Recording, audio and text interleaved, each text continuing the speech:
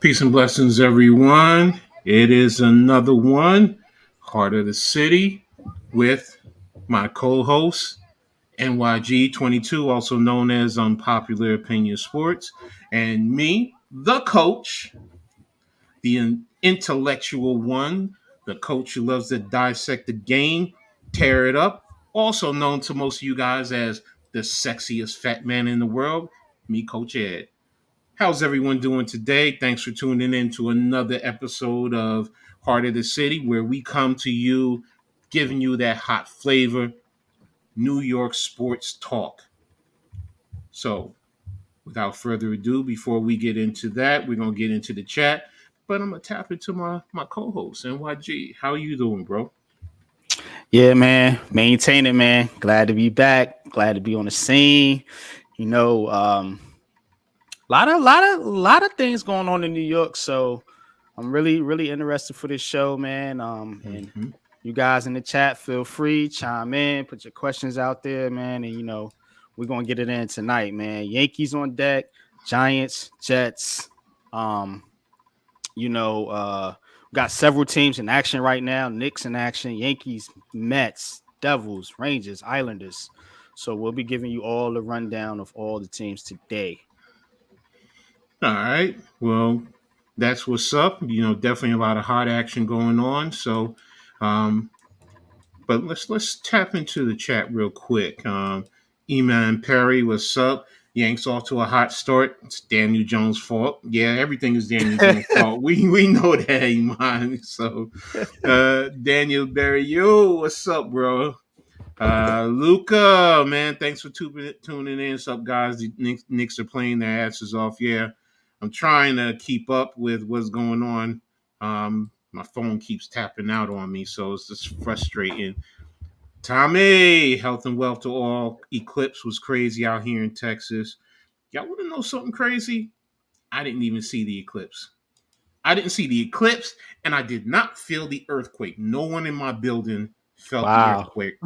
So, and we're up in the mountains, so I don't know if that's what it is, but hey, but to everyone else, if you tapped into the eclipse, I hope first and foremost you didn't hurt yourselves in the eye and with your eyes, all that stuff. Make sure you were protected, and with the earthquake, hope everyone was healthy and well taken care of, and then you didn't run into any damage or anything. So, but that's what's up right now with the One chat. quick So, thing with the mhm. eclipse, coach. Yes, sir. Um, looking at the sun is not going to kill your eyes. Like I seen the eclipse yesterday. I actually looked at it with my bare eyes, believe it or not, and could see part of the moon eclipsing over the sun. Now, you have to like people sometimes have to use common sense in the world today because it's a lost art. It really is. Yeah. If on a normal day they don't tell you to not look at the sun, why would they tell you not to not look at it when the moon is covering it up and literally making it darker? Hmm. But go Look, ahead. bro, look. All I can say is I've seen enough eclipse, and I've looked at the eclipse Right. where the moon was covering the sun. I've seen it, and that's why when all I gotta say is they just want people to go out there and buy those glasses. That's all it was, That's bro. Some all it scam, was. man. It's like for me, and I'm 57 years old. I've seen enough eclipse in my lifetime, so it's like really when they said that, I was just like, huh? I looked at the eclipse before. I mean, I'm not sitting there saying I stared at it, but I looked up. I'm like, oh, okay. A Your couple of eyes ain't gonna seconds. let you stare at it. Your eyes gonna be like, Yeah. it's too much. It's going, you know what I mean? You gotta we gotta trust our bodies sometimes, our natural instincts, man. But yeah.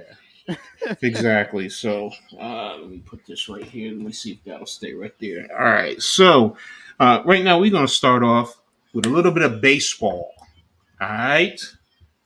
The so-called pastime, America's pastime. Back in the 40s and the 50s, it was America's sport, no longer. So sorry, Luca. Sorry, Alex. I know you guys love baseball to the T, and nothing against it, but it's just not the money maker like it was in the past. So, but I mean, it still holds its own. So, but let's Oh, start with the Marlins scored. Mets. Oh, damn Oh, it. the Mets scored.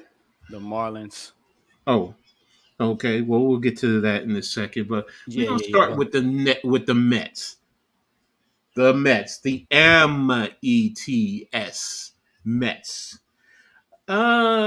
Started off 0-5, but the last 5 games they're 4-1. ahead. So that means they're 4-6. Now today they're playing Atlanta, and I know they're in a tough one. But is it the Mets have started to settle in and they're going to start getting into a groove and maybe start working their way to be a competitive team? I mean, I don't know the ins and outs of, the Mets organization like I would a little bit more with the Yankees, but it does seem like, if you're going to go 4-1, that shows first and foremost that you are still a good team. And it's young, it's early in the season, so you're going to go through ups and downs. But to go 4-1, that says, look, you have talent, so you guys can play some competitive baseball and not just give up and walk away. Because there were a lot of Mets fans, and I know quite a few, have some in my family, they were ready to give up the season after 0-5. And I'm saying to myself, Mm. your season just started. You can go on a 20-game run. Then what? You're going to come running back? But, like I said, 4-1, now the ticker has them down 6-0 to the Braves. And the Braves are one of the top teams in baseball, so we know that. But hey, Mets fans, it's not the end of the day in terms of, the season. It's just starting out. So settle down, relax, and let things play out. You don't know how your division is going to play out. Yes, it's tough with Atlanta, with Mhm. Philly. I know those two teams are projected to be some of the top teams in the National League. So but you can work your way back and who knows, getting into wild card position down the line. But again, it's early. That's the main point. You're 4-6.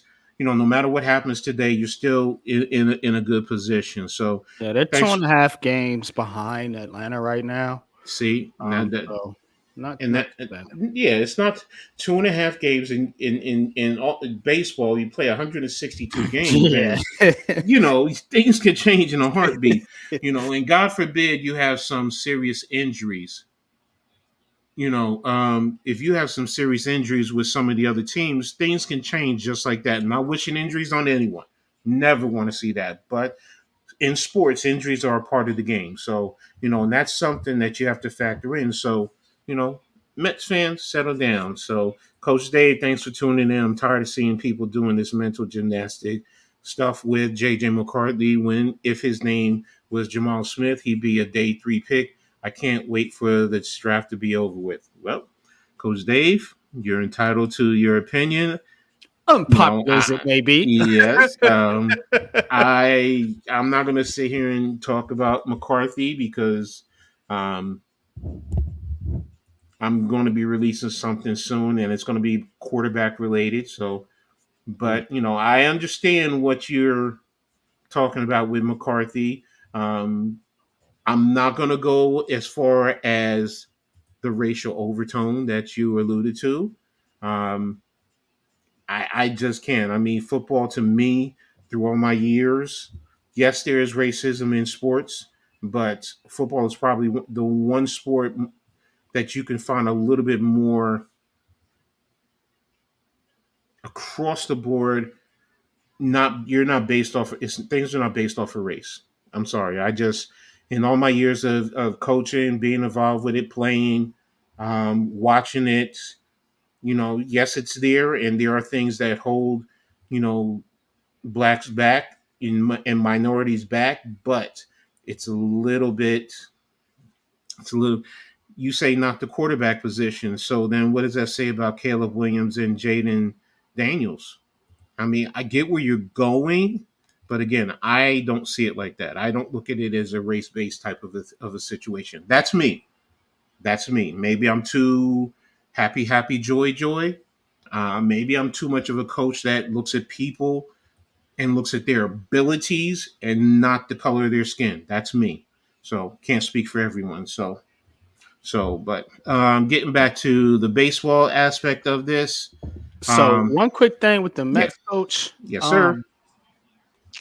I'm just looking at the Mets right now, and a couple of key guys I'm looking at that are struggling. And it could be why they're struggling. One is Pete Alonso. Pete Alonso is hitting 192 Wow. on the season. Now that's their big go-to hitter, Yes. and he has struggled. He has struggled. Wow. Didn't Right know now that. he's only got a 5.91 OPS, 250 on base percentage. A career he's a 340 on base percentage. Now, I'm not big on baseball stats. I'll Mm-hmm. leave that to experts like Alex. Shout out to Alex, Luca, and those guys over there. Mm-hmm. Um, but what I will say is, if you're a slugger, which Pete Alonso is considered, two of your main stats should be average and on base percentage, and he is his numbers are down on both significantly. Now, sometimes it takes baseball hitters a little bit of time to get going, Mm-hmm. so I will hold judgment on Pete Alonso, but that's your main guy. That's your main guy, and he should be producing a little bit more. I, Also, Jeff McNeil, also mm-hmm. struggling. He's averaging 133 so far this year. On base percentage of two 257. Averaging his career averages are 296 and on base percentage of 359. So you can see his averages are way down as well. Mm-hmm. Um, Mm-hmm. 30 at bats, only 4 hits. So that's something you got to look at when you're looking at the Mets. Their big hitters need to produce. Now, just to compare with the Yankees, the Yankees are so deep in their lineup, they can have off games by right now is the way it looks. They can have off games by Judge or Torres or whoever else. With the Mets, is not so much. I mean, you got Francisco Lindor, Pete Alonso, Brandon Nimmo, and I mean, all these guys' averages are down, all of them. It doesn't look like the Luis Soriano trade is working out so far for the Mm-hmm. Mets either. So they've got some issues going along across the board, and I think it's mainly just the production from the lineup. To the way I look Well, at it. I mean But tell me that's in a the big chat if factor. if, if I'm off base because I don't follow the Mets too much. Yeah, what's up, Leaf? Just starting out right now with baseball, so we'll get to basketball in a little bit. But, I mean, what you're saying is true. I mean, you need your money players to produce. Plain and simple. I mean, yes, it's the start of the season, so that could be a big factor, and it could take them some time to get into the swing of things. And like we said, they played 10 going into 11 games, so sometimes it takes them a little bit to get going, but shooting at under what is it, the under the Mendoza line, which is what, Yeah. 200. I Mm-hmm. mean, that's a little bit tough, but again, we have to see what happens as the season progresses. So, wish Jeffrey was here; he could definitely dive into that and really Oh yeah, it'll break it all keep the way us. Yeah, he'll break down. it all the way down. So, R.I.P. Jeff, we miss you, bro. So. And right, man. Salute to my brother. So, but but we'll see. It's still early with the Mets. So, but now let's jump over to the Bronx Bombers. Um, Let's go Yankees. Let's go Yankees. hey, Yeah. what's up, Tony? Thanks for tuning in. Really appreciate you.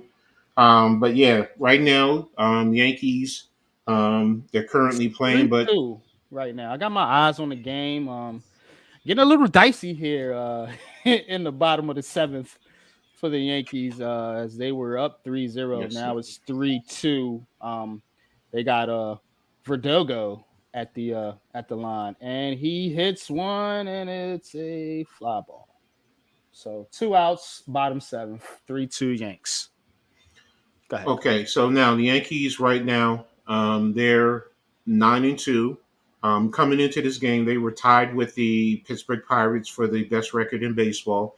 Pirates lost today, so right now, the Yankees, if they beat the Marlins, they'll end up having the best record in baseball. They're 2 games right now over Boston. Boston is at 7-4, while the Yankees are at 9-2. But um, right now, Soto, he's shown his worth, man. He's shown his worth, and I'm going to be Word up. honest with you. And I think most Yankee fans that I've spoken to, and it's probably the same. We're all saying the same thing. Yo, pay the man the money, whatever he wants.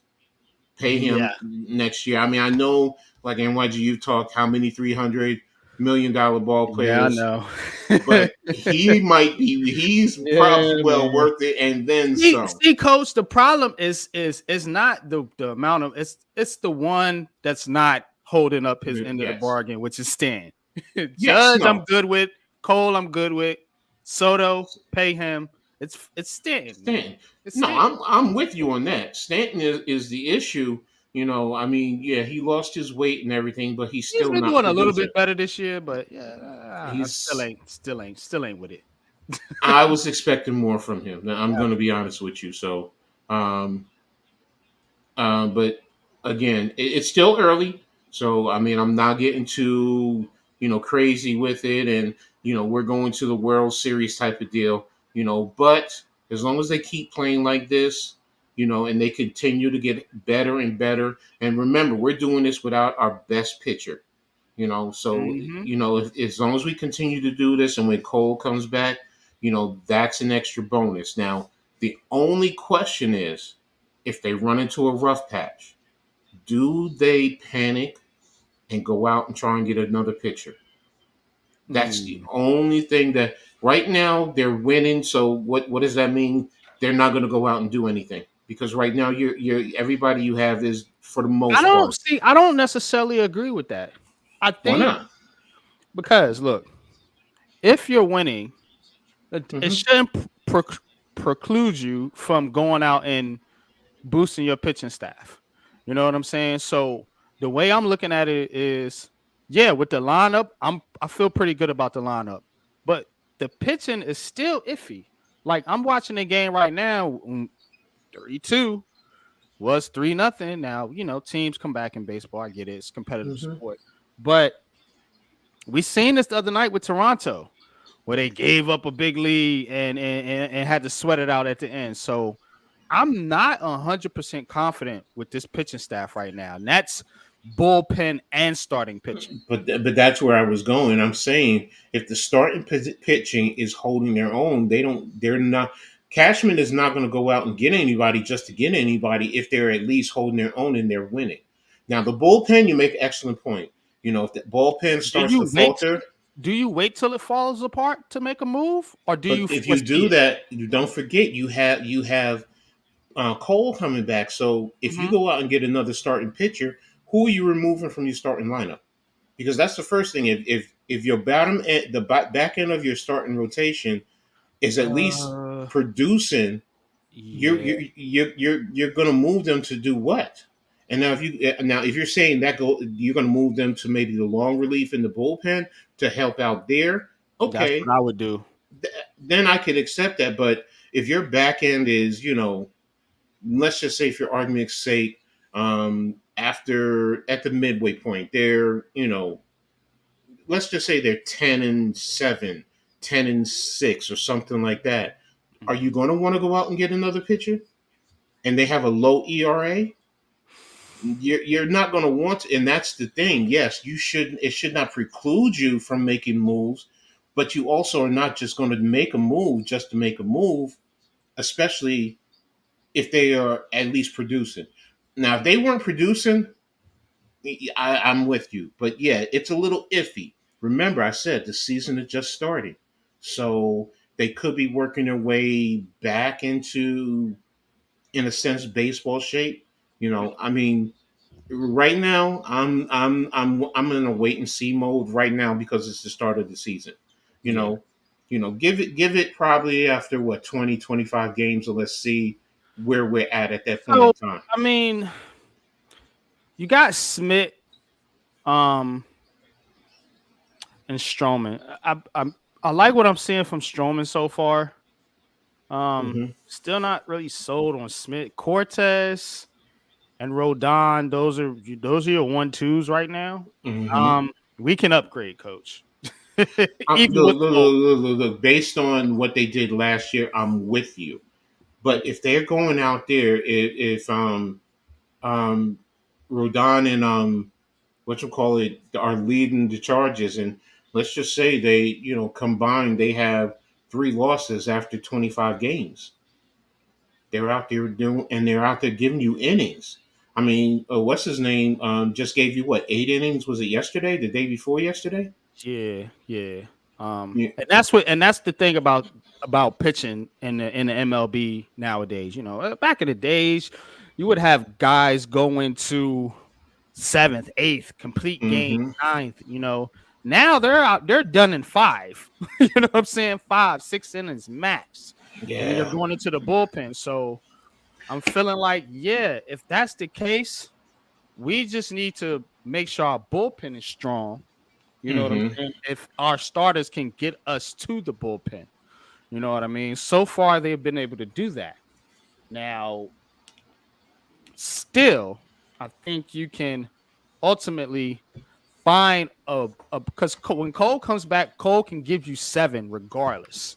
And that's Mm-hmm. what I'm talking about. Like in the playoffs, you're gonna need the starter to give you some Mm-hmm. innings. Mm-hmm. Mm-hmm. Oh, missed the double play. Ugh. Yeah. But So yeah, that. yeah. But you're gonna need your starter to give you some innings. So that's why I'm like, yeah, I still feel like they can upgrade. I still feel like they can No. upgrade even when Cole comes back. Now, will they this early in the season? Probably not. You're probably Yeah. gonna wait till some pitchers start to shake loose, or a little bit closer to the trade deadline, where teams that are kind of out of it, they start to be sellers. Mm-hmm. Mm-hmm. So that's that. I'm with you on that, but not to fool with the starting pitching, or not to look into it just because we're waiting on Cole to come back. I don't feel like that's a Well, good. no, it's not. I'm not saying that. What I'm saying is, number one, part of it is if they're out there producing, if they're out there winning games, you're not going to do anything. You're not going to, Are the pitchers winning the games, or is it the hitters? You see what I'm saying? So, because I mean, the past few games, the Yankees have been hitting the crap out the ball. Now, you know, I feel like that the pitching is part of it too. Of course, I mean it's a team game, hmm but we've been talking about this. Look, this lineup is extraordinary right now. hmm And they are really the ones carrying this team now. The pitching is gonna feed off that, because here's what you got to realize in baseball: when you have a big lead in baseball and you're a hitter for the other team, so what does that force the hitters in the other team to do? No, of course, it Press. forces them to step up their game and press and try and go Mhm, out there and and produce. right, so it actually makes it a little bit easier for your pitchers, because you get hitters, impatient hitters, chasing pitches out the strike zone because they're trying to hit home runs to catch up in the game. You know what I mean? So to me, I think the Yankees pitching staff right now is looking good, in part of the way they've been producing at the plate. True. I mean, you I make ain't no baseball analyst, so no. I mean, what you're saying right. is true. I mean, there's always that counter reaction to what the other team is doing, whether on the offensive side or on the defensive side. Knicks are up by 10. But again, I mean, it still comes down to the pitching. It's for me. It's just that right now I'm just not ready to look at pitching. I mean, after 25 games and Good, we start to Raekwon. get a feel. Do, bro. then we could sit back and take a look. How are things going? How are they? Is the lineup really leading it? Is the pitching struggling? I mean, if you're in a lot of 5, 6, 8, 8, 10 games, then yeah, you're right. But if you have some 3-2s and 2-1s, then it's like okay, well it's a complete team effort. So right now it's early. Same thing that I said about the Mets. Same Yeah, thing I'm saying about the Yankees. still early, right? Yeah. So It's but it's exciting, man. good. Yeah, I love seeing the Yankees come out like this, man, of and course. really put to bed some of the kind of question marks I've had so far with this lineup.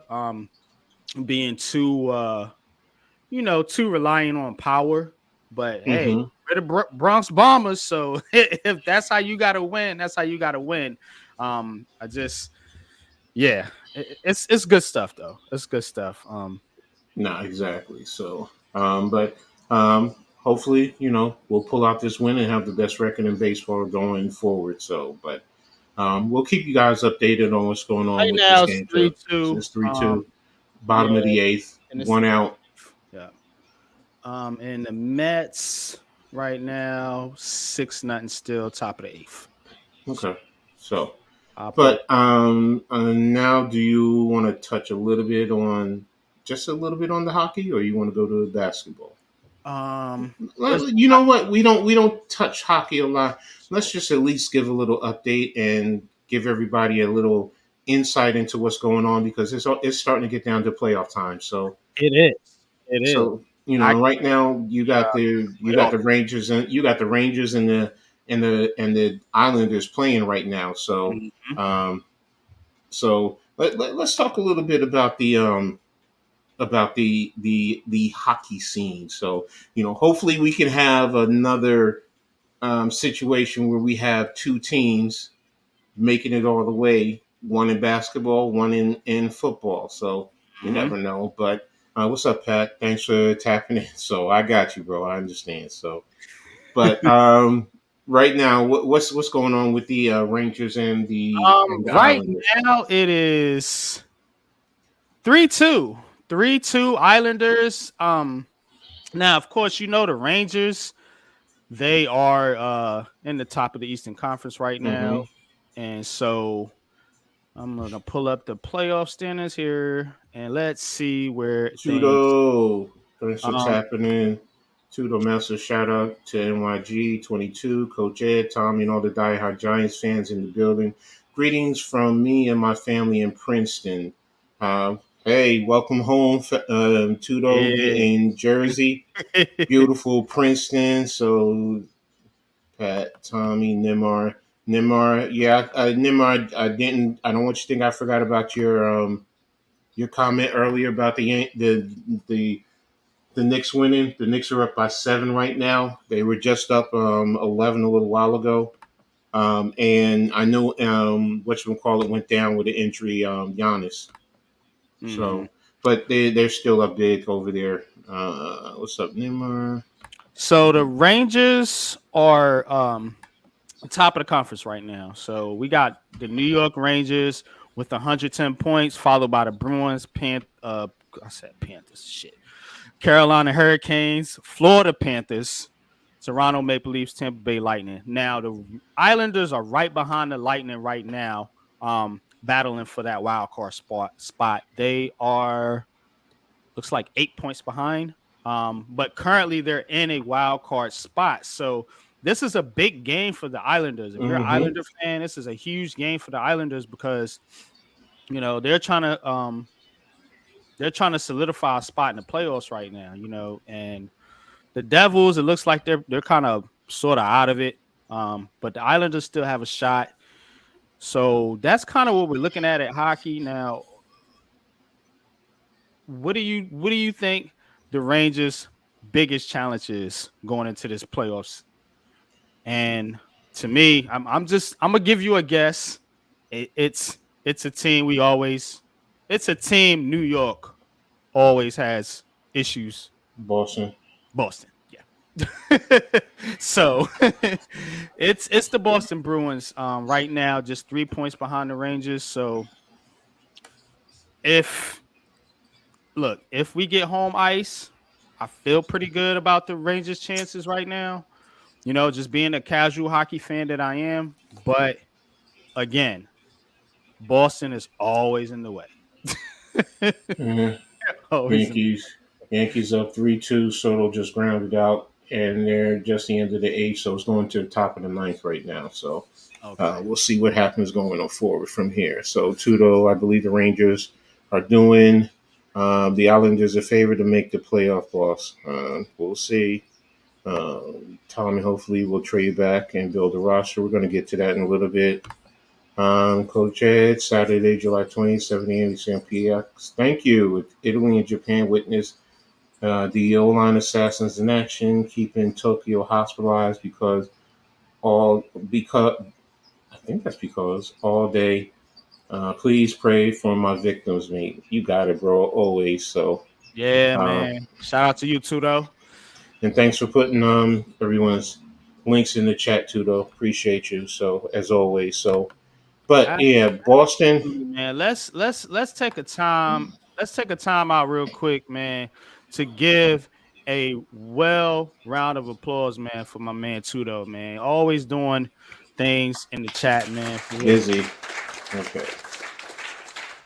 Yes, I mean, Appreciate listen that. up, everyone. It's not just me. He's asking to watch that. Let's all of us go out and support Tudo.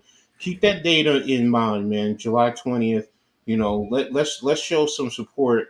You know, Mm-hmm. as a family to one of our brothers out here who's going out there doing our thing. So we'll A keep. true athlete, like yeah, it's who's an athlete, man. He's not, not to diminish anybody, but he's not somebody that's just typing in the chat. He's actually going out there playing sports at a professional Hmm. level. So you got to respect that.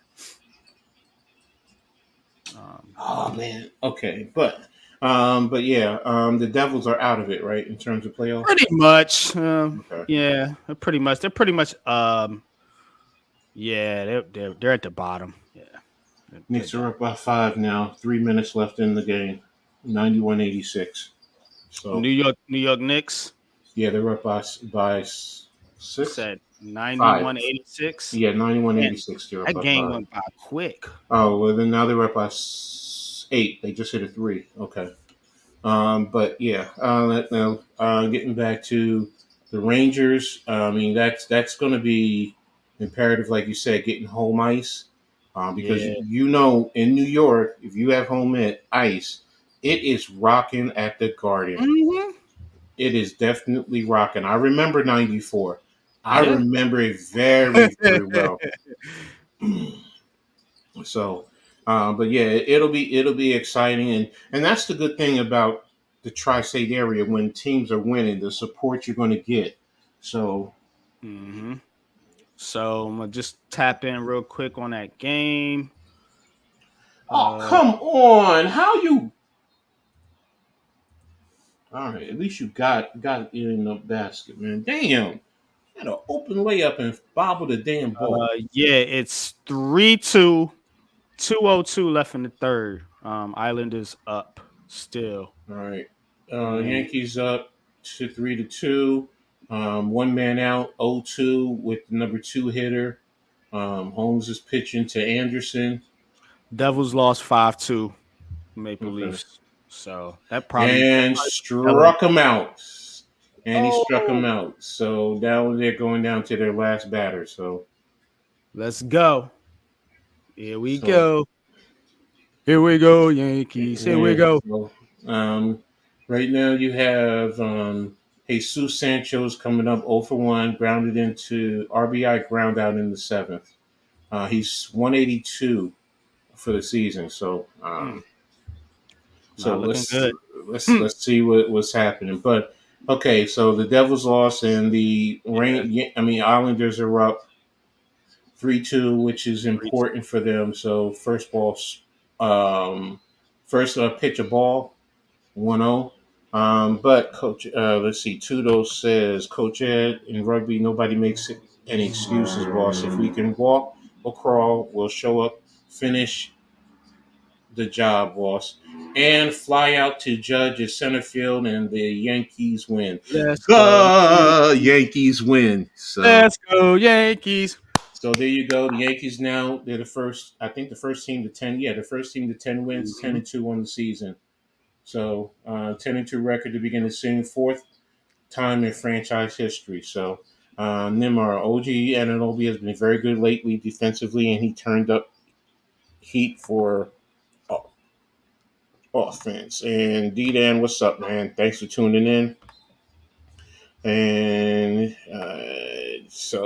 but yeah, I mean, that's exciting. Like I said earlier, um, with the Rangers at the Yankee, I mean the Knicks, depending on where they finish out, and well, it's early with baseball, so but Hmm. again, it's real good in the heart of the city. So but that's it in terms of You have anything else that you want to talk about in terms of hockey? No.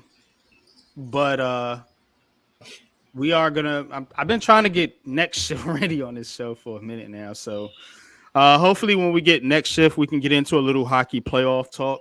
Okay, I'm gonna talk to him. I know he's So, been but up yeah, and down, so yeah, I know he's having some health issues, so it's no so. problem. No problem. We all wish him well, of course. Hmm. But I'm just keeping it 100 with y'all. I'm just not really dived into hockey. I follow it very casually. But Hmm. I will be trying to, get some more content for you guys, for you hockey fans, ones that do watch hockey, even if you just casually watch it. There's some things about hockey that we don't know about, and I I'm working on doing something to spread some light on that. And so just keep an eye out for that. You know what I mean? Hmm. So, but I'm definitely not forgetting about hockey. We don't want to do that here. But yeah, definitely All looking right. forward to the Rangers and getting it in the Knicks play. are up 98-92 with 40.6 seconds in the third, and they just got a technical foul. Coach Ed, what I was trying to say is he was playing great offensively today. Okay, and that's 192, great. 101.92 Knicks. Okay. Okay, so you Google. I know I got you. You Google. Yeah. Yeah, it's the third quarter. Third. Yeah. I thought it was a Oh, fourth. dang, I thought it was the fourth myself. Okay, so yeah, they did start at 8 o'clock. Because I So was like, that's why I just said that. I was like, damn, that game went by quick. It's already yeah, in the no, fourth. it started at 8 o'clock. So yeah, Uh, so but yeah, let's get over into the basketball scene. So to these Knicks, Nets. let's start with the I'm Nets. gonna start with the Nets. Yeah, I look, I know. Let's rip the band-aid. Let's get it over with. Oh man, this team is cheap. You said are they playing today? No, they're off today. Thank Okay. goodness. They play tomorrow. I don't even Well, care. no, no, To be no. honest with Let's you. talk about it. What is the biggest thing for the Nets? Because we know the season is over with, we get it. But going into next season, what is the biggest thing with them that you feel that they need to do going forward? They need to figure out who they want to keep on the roster. One, Hmm. and you need to figure out who you're gonna build around. You like, is this gonna be a Cam Thomas team? Is this gonna be a Mikal Bridges team? Or are you gonna go out and get somebody else? Hmm. Hmm. So I do like what I see from some of the younger players, like Clowney, like Cam. Um, they got a kid, Wilson. They have a kid, what's the other kid's name? Sharp. So I do like that aspect, but to me, one, you have one. First of all, let me back up. First of all, you got to figure out what the hell you're doing with Ben Simmons. Hmm. Hmm. You got to get him off this team. But how? I What's up, don't know. man? Cave. Got to figure it out. But right now, you have to. For me, You're going to have him on the roster because no one in the league is going to take his contract. You need to buy him out or do something. You cannot Okay. have this dude on your roster literally not playing and taking up twice the money that you could be Yeah, but given. what is he going to want to be bought out for? It's easier said than done. I I don't mean, know. you want to go cheap, but let's be real. If you look at it from the player's perspective, he Mhm. ain't gonna want to go. He ain't gonna want to give up money because that's what you're gonna have to do. You're Yeah, going. he's not gonna want to give up money, but that's the whole point of That's what. buying him out. Buying him out, then he can go somewhere else and play with No, another. when I say in the buyout market is if he's owed, let's just say $100 million, you might buy him out for $80 million. What if he says, "I'm not. No, I want my full money." There's nothing you could I do. mean, that's the negotiation part of it. You know what I'm saying? And speaking of that, Joe Tsai has got to go. This dude is destroying. Like, how do you, But now this is boy, going oh to be your boy, what? That's it, going to be what your third owner now. GM. I mean, not Tsai. I mean, he's not gonna go anywhere. Oh, But okay. what am I thinking about? Marks, Oh, Sean Marks. Marks. Yeah, no, that I know You that. gotta get the hell up out of here, man. This dude. I mean, how in the hell do you keep your job and you had Kevin Durant, Kyrie Irving, James Harden, D'Angelo Russell, Dinwiddie, who was the other cat? Jared Allen. What's my other man's name? Karis LeVert. Like, how you go from? How do you turn that roster over twice and end up with this? Well, first of all, didn't it start with James Harden because he just didn't want to play with Kyrie? That did Whose that. fault is that?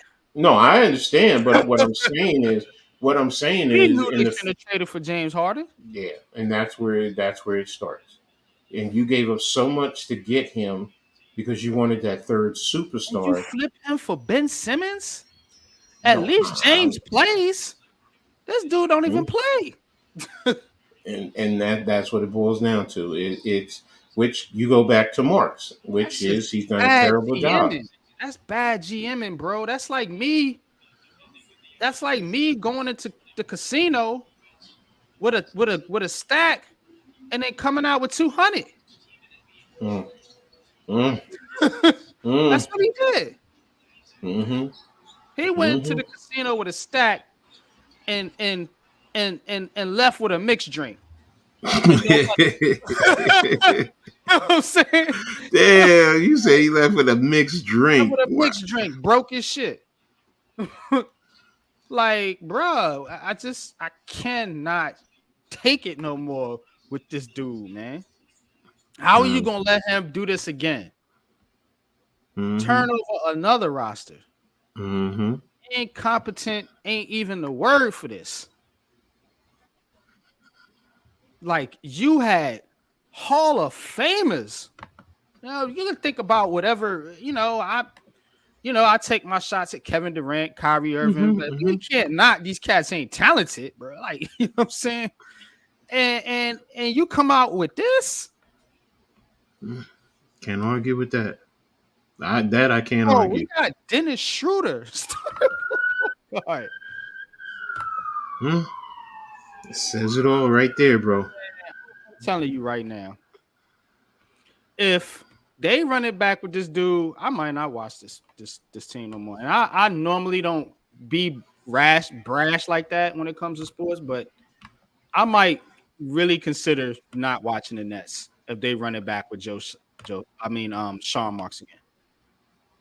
Because this is Mm, ridiculous. mm, How are you? And then now people saying, well, they don't want to come here and play because there's no. Well, of course, no shit. It ain't no talent on the team like that. I give it to Cam Thomas. Then you got to figure out what you're gonna do with Claxton. mm-hmm, Another, mm-hmm, mm-hmm. you're gonna let him go, and you know work with Sharp and Clowney, Mm. and then you sign Cam Johnson, who I don't really know what he brings to the team. Like Hmm. literally, the only true players I would move forward with on this basketball squad is Cam Thomas and Mikal Bridges. But you got to figure out if they can play together, and I'm not sure that they can.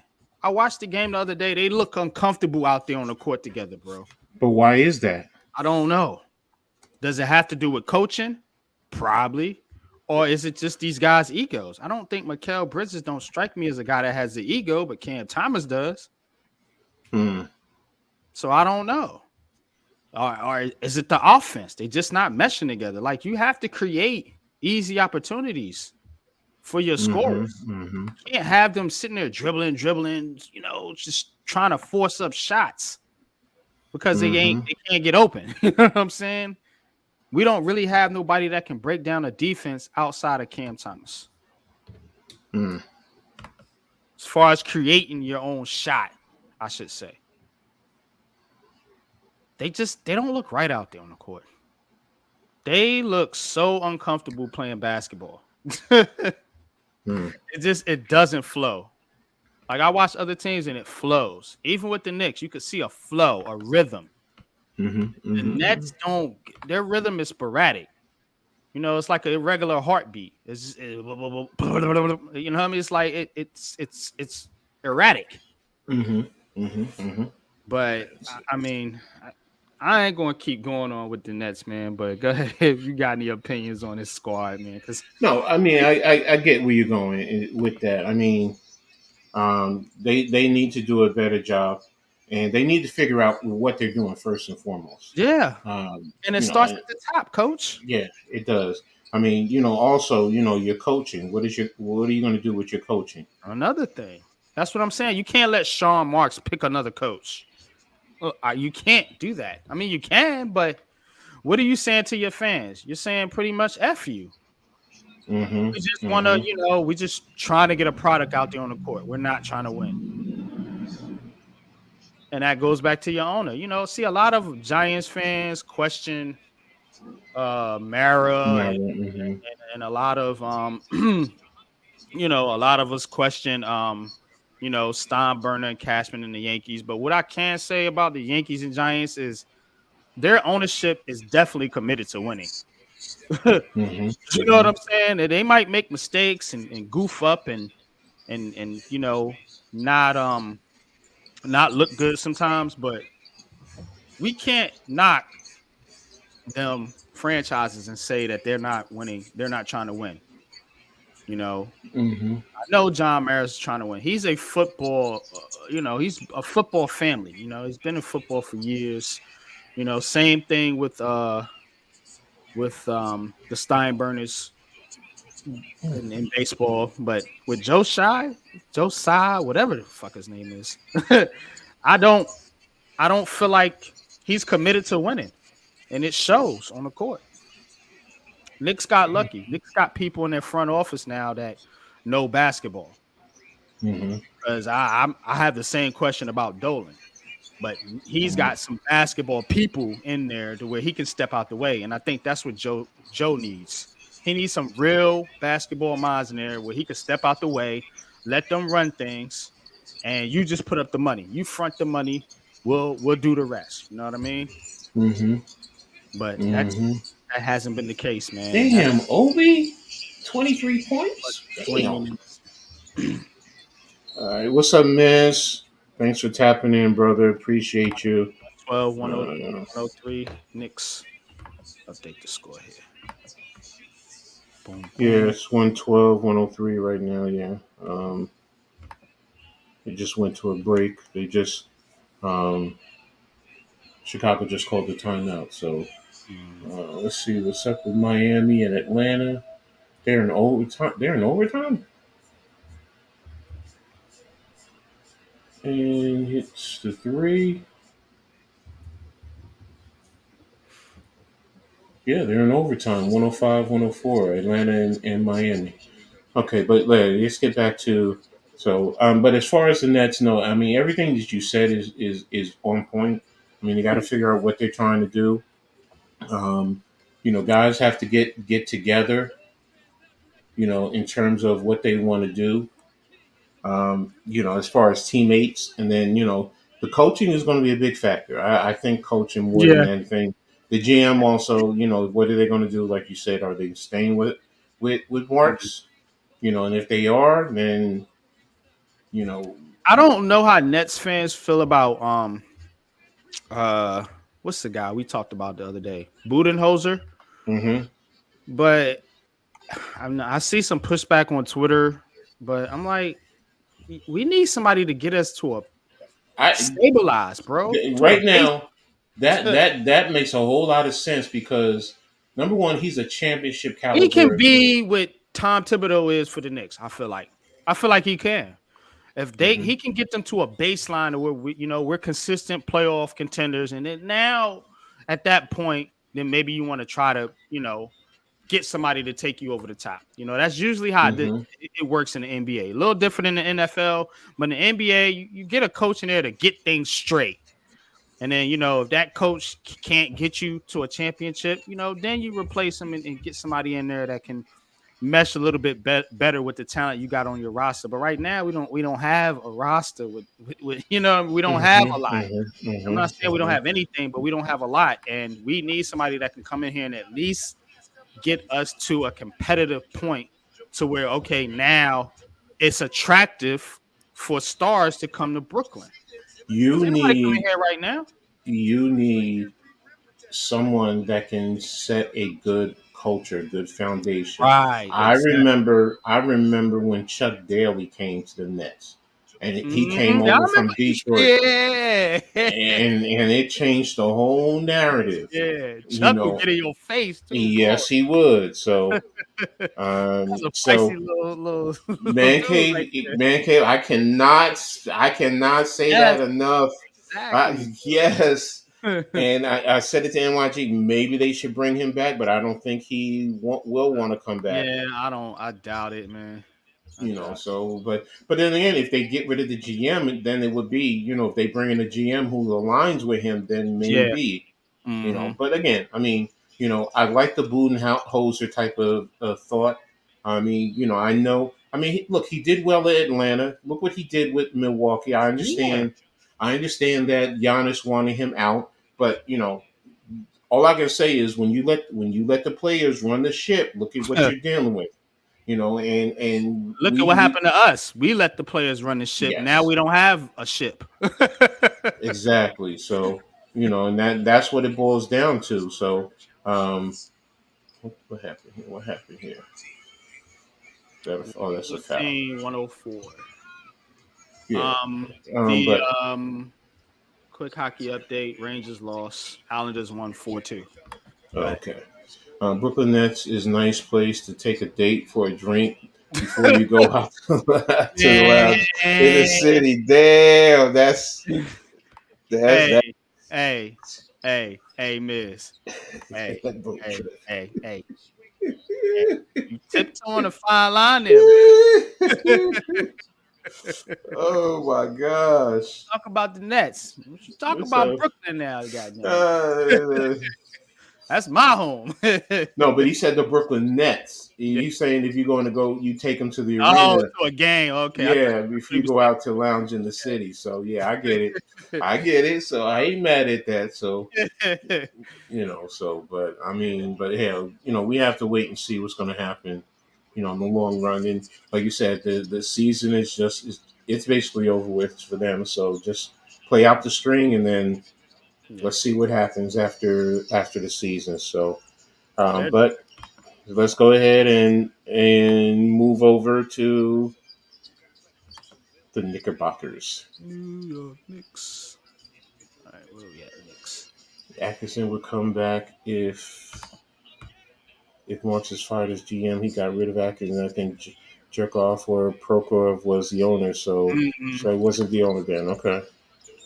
Yeah, that's when yeah, Perkoff and Jay-Z had the team. Okay. You right.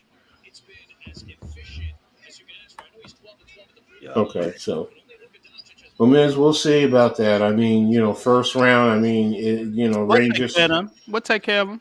Don't worry.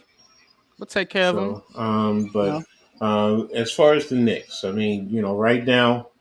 The Knicks have to continue to play the way they've been playing. Yes, they've been up and down. I don't want to say up and down, but for the most part, they have been all right. But um, it's kind of with the Julius Randle situation, because it was just like, all right, Julius Randle is done for the season. Most fans, myself included, I was guilty of it. Was like, okay, well, the season is over with, and then next thing you know, these guys come out and they ball their hind parts off, and they're out there playing the way that they should. They're grinding it out, and JB is doing his thing. So and you have OG back. You now have Mitchell. I mean, that right there. I mean, I'm going to be honest with you.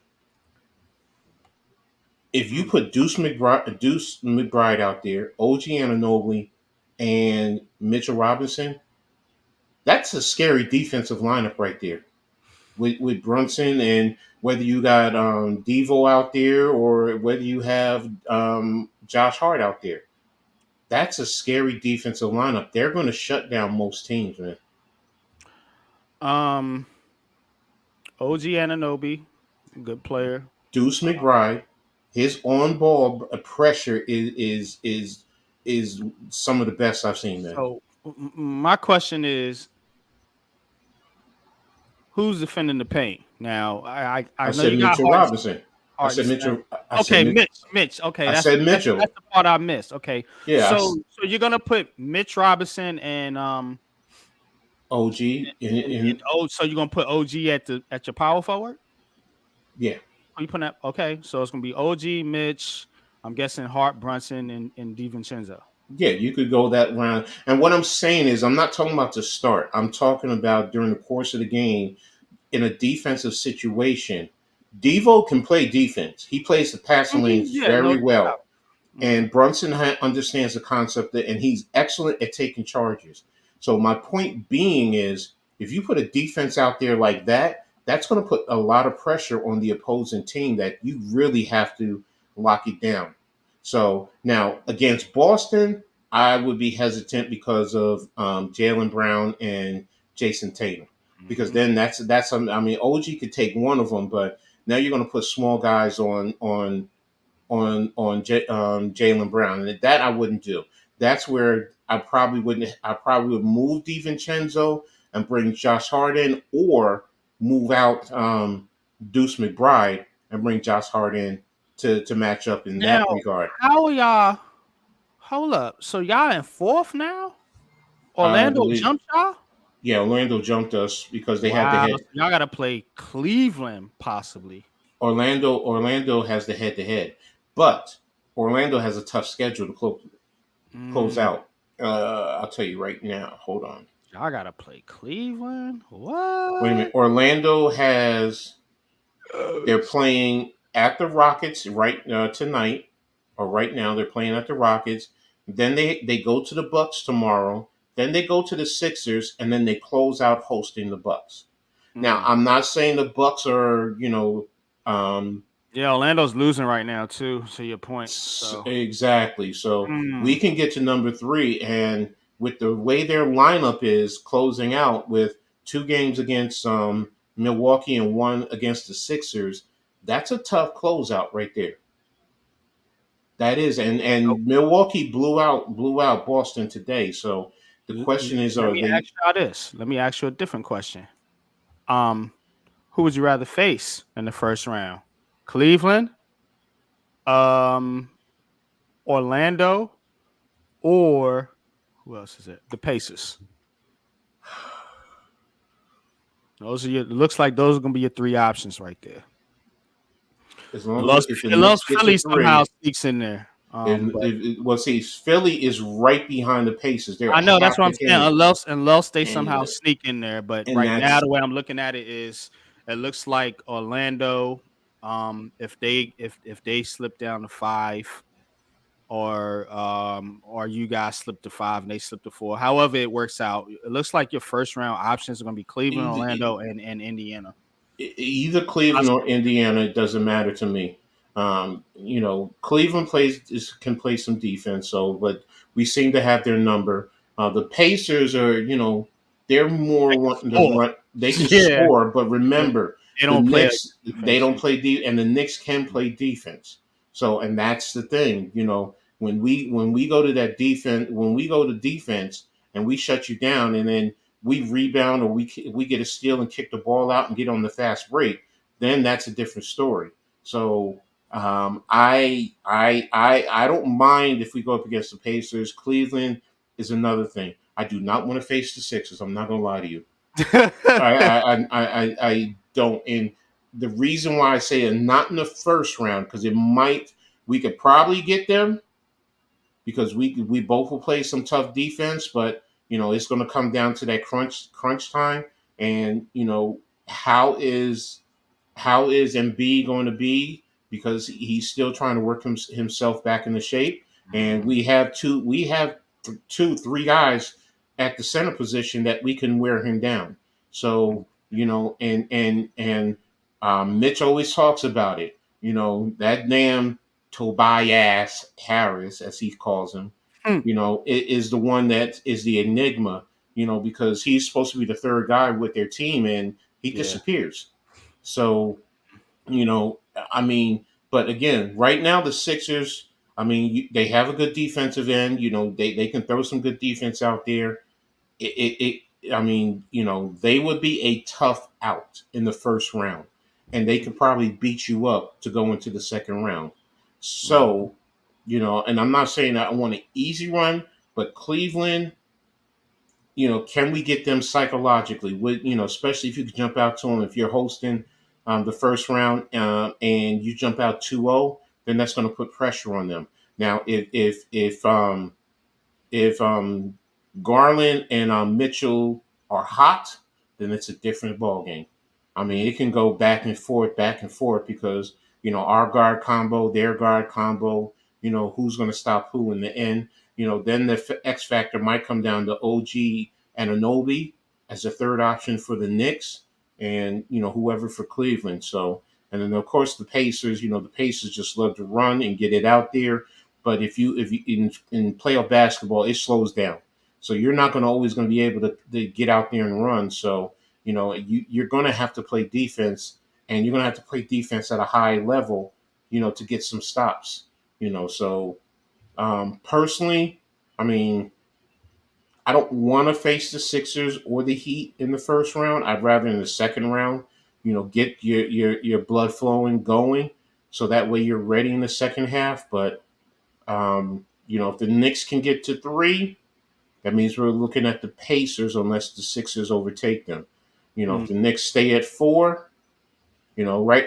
First and foremost, that means the Magic are going to have to do a miraculous climb, um, because they're literally going to have to win out all their games, because the Knicks, we have Boston. I don't know if it's tomorrow or Thursday, and then we Damn, I have the didn't know the Nets. Orlando was the second. They're the third best team defensive as far as points per game.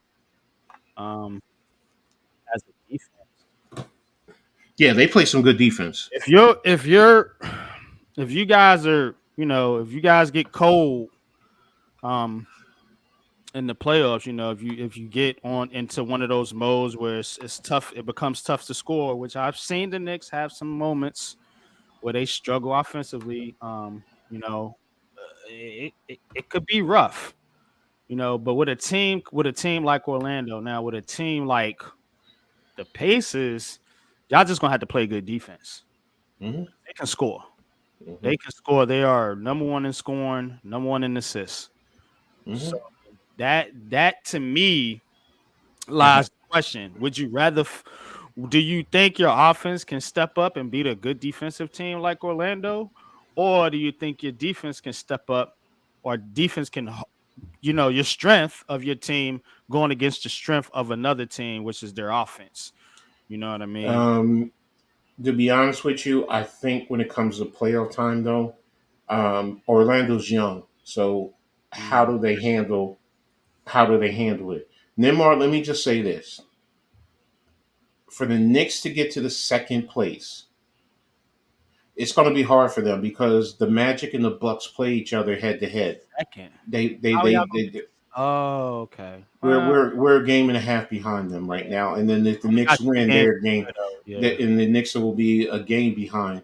But now the Bucks and the Magic play each other twice, so Yeah. that means if the Magic beat the Bucks twice, we're not going to. They're going to literally we can't lose out. So yes, we can get to second, but we have to win out number one, and the Bucks and the Magic have to beat the Bucks twice.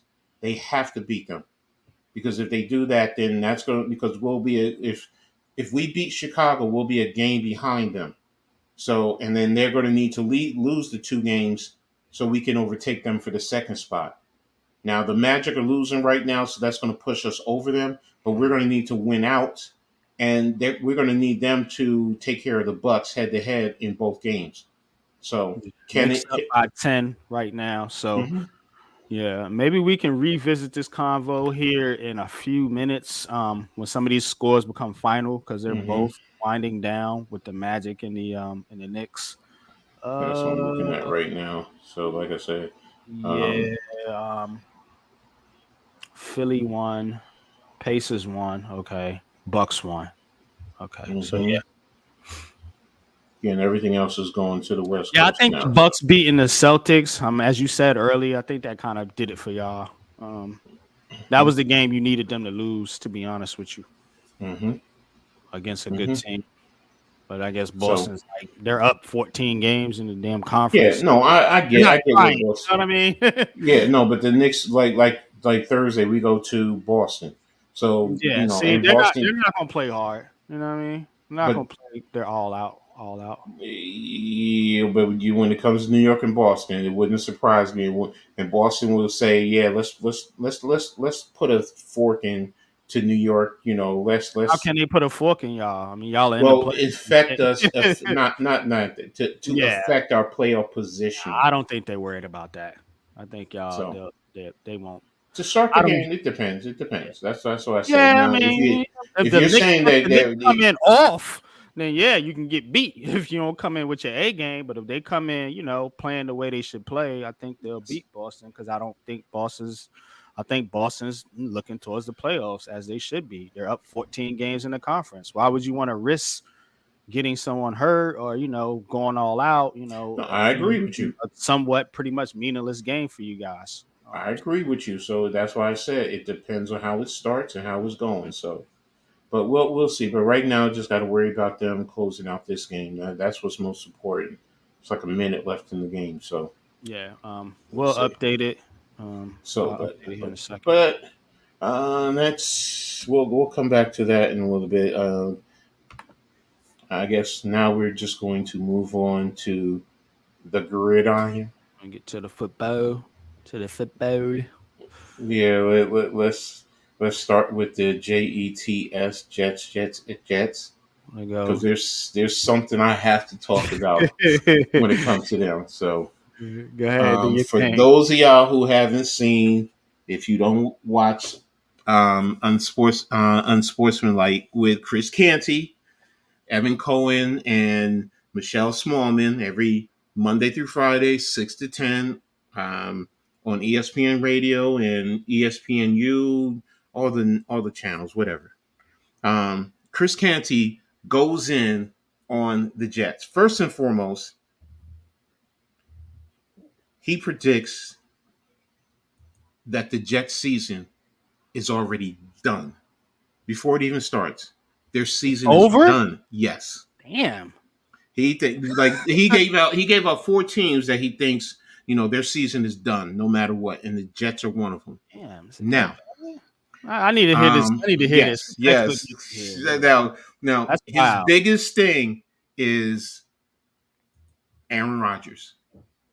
Mm. That's his biggest issue because people talk about Aaron Rodgers as a great leader in the Jets organization. And he Oh. says, how? He's a great player, but he's not a great leader. Mm. He said, you think about and you look at the Green Bay Packers and their history with him back there. He said, for all the talent, for everything that they've been in Green Bay for what he's done, one Super Bowl. How Mm, can you be a great leader? true. And then you come over to the Jets, you bring all your boys over here, Lazard and all these guys, and you literally 4 plays into the season and you're done. Now, yes, it was an injury, and during training camp, he was out there saying all the right things, and these guys are, they're buying it, but this whole organization is just giving him whatever he wants. He's not a leader, as Chris Canty says, and he Hmm. says he's going to be the reason why this team. He said the team has talent, yes, but he's only about himself ultimately. Hmm. That's what he's about. And he said he's not a great leader. He doesn't grab the franchise by the horn like a Patrick Mahomes, even a Josh Allen for the most part. They command the respect of the locker room for the most part. They'll get the guys together and they'll lead them in a manner that's conducive to being successful on the field. Mm. But he does not feel that Aaron Rodgers is that. And to be honest with you, when he put it like that, and I thought about it, and he broke down the one How does Super that mean Bowl their season is over though? I don't just because he because the think guy's not a leader. I mean, because when you look in the AFC, honestly, if you look at the AFC, there's a lot of teams that have a quarterback who is a true leader, and he doesn't think that's going to happen with the Jets. He does not think it's going to happen with them. He thinks that something's is going to Tua a true leader?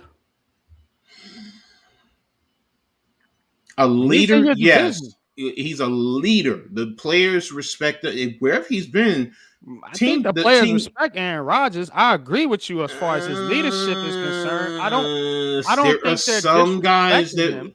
there are I don't some think so. guys who are like, is he about himself or is he really Of about this course he team? is. Exactly. And Tua You know what is I about mean? the team. That's what I'm getting at. Tua is about the team. You said, is he a Yeah, leader? but He's about but the team. to say a guy's season is over, to me that makes me think like he's gonna go out there and not perform. Now, to as far as a championship is concerned, I say yeah, I agree with all your points because you ultimately need that leadership to win a championship. Mm-hmm. But But then again, sometimes the quarterback ain't the leader on the team and ain't the driving force on the team to win a championship. And we've had okay, plenty of now examples of let's that. let's let's let's Eli let's Manning had to grow into his leadership. When he got to the Giants, it was Strahan and them's team. Let's keep it a yes, buck. You know yes, what I yes, mean? and So, that's where I'm going to get to with the Jets. I mean, because if you want to make an argument that it's their defense, because if you go through and you look at the Jets, they should have a good roster, mhm, a successful roster. I mean, they just went out and got 2 tackles. They did work on their offensive line. Hopefully, it solidifies in Jets land and they can produce. You have a running back. You just brought in Williams as a number 2 wide receiver, so that is going to help. You do have some young tight ends over there. So, mhm, and then that defense, whatever you want to say about them, that defense plays at an elite status. So, yes, to true. me, the leader will probably be more on the defensive side if I'm going to say that. But when you have a quarterback like Aaron Rodgers, who's supposed to be an elite quarter level of quarterback, at age 40, even at age 40, number one, he should have more than one Super Bowl. I'm sorry, he should. Yeah, But that's fair.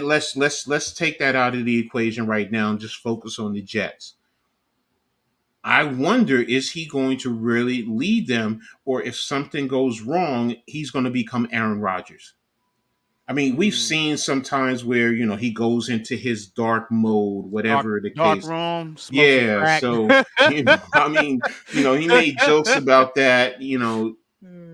So I mean, I get it, but it was just hilarious how Canty was going in on them. There were some fans that called in and agreed, and it was just like you sit down and you think about it. This man has always had talent around him. When he was in Green Bay, he's always been put in a position. He is arrogant as fuck. Excuse Mhm. my language. So, and to be that arrogant, Tom Brady, for all his arrogance, number one, he was about the team. He sacrificed for the team. He took less money so the team could go out and bring guys in to help them win championships. Aaron Rodgers ain't doing no shit like that. Sorry, he ain't doing that.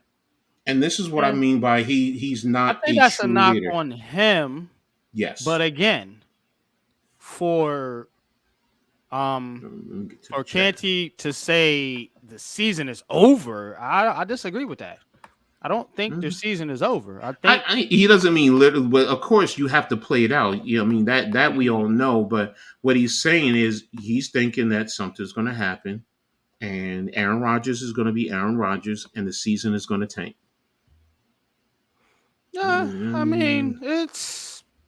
I mean, look, it's the Jets. I can't really defend it when you put it that way because it seems like something always happens. Mm-hmm. But again, this team I is get where very you're going. talented on I get defense. where you're going. They added pieces on offense. I Mm-hmm. mean, he's basically just got to be a damn game manager. Yes, and but that's the point. Do you think he's going to be that? I don't. I mean, Well, you got your OC on in there, hey, which is your boy. his skill set and his athleticism and his that'll tell us. You know what I'm saying? Because Peyton Manning, I'm sure he wanted to go out there and ball out, but he looked like ass because the injuries just piled up and he couldn't perform no more. But So yeah, that's my later. thing with Aaron Rodgers. How is he Mm-hmm. going to come back from this injury? Is he going to be Yes. Aaron Rodgers that he was before? And if Right. that's the case, then yeah, I Yeah. mean, as long as the dude's out there slinging touchdowns and getting W's, Here's I think here's the that last kicker though. All right. Because last year we all know the Jets didn't have a contingency plan if Aaron Rodgers went down. What's their contingency plan right now? Tyrod Taylor. Now, I'm not saying Tyrod Taylor not a isn't an bad contingency plan. upgrade, but he's an upgrade. But let's Upgrade be from real. Zach Wilson. He's an upgrade from Zach Wilson, but he's also injury prone. If Rodgers goes down for injuries, Big facts. you got to worry about, and that's why I'm like, when Canty went into all of that, it's just like you sit down and you think about it. What's up, Breezy? You sit Good, down and Bree. you think about all of that. It's just like, hmm. And I get where he's coming from.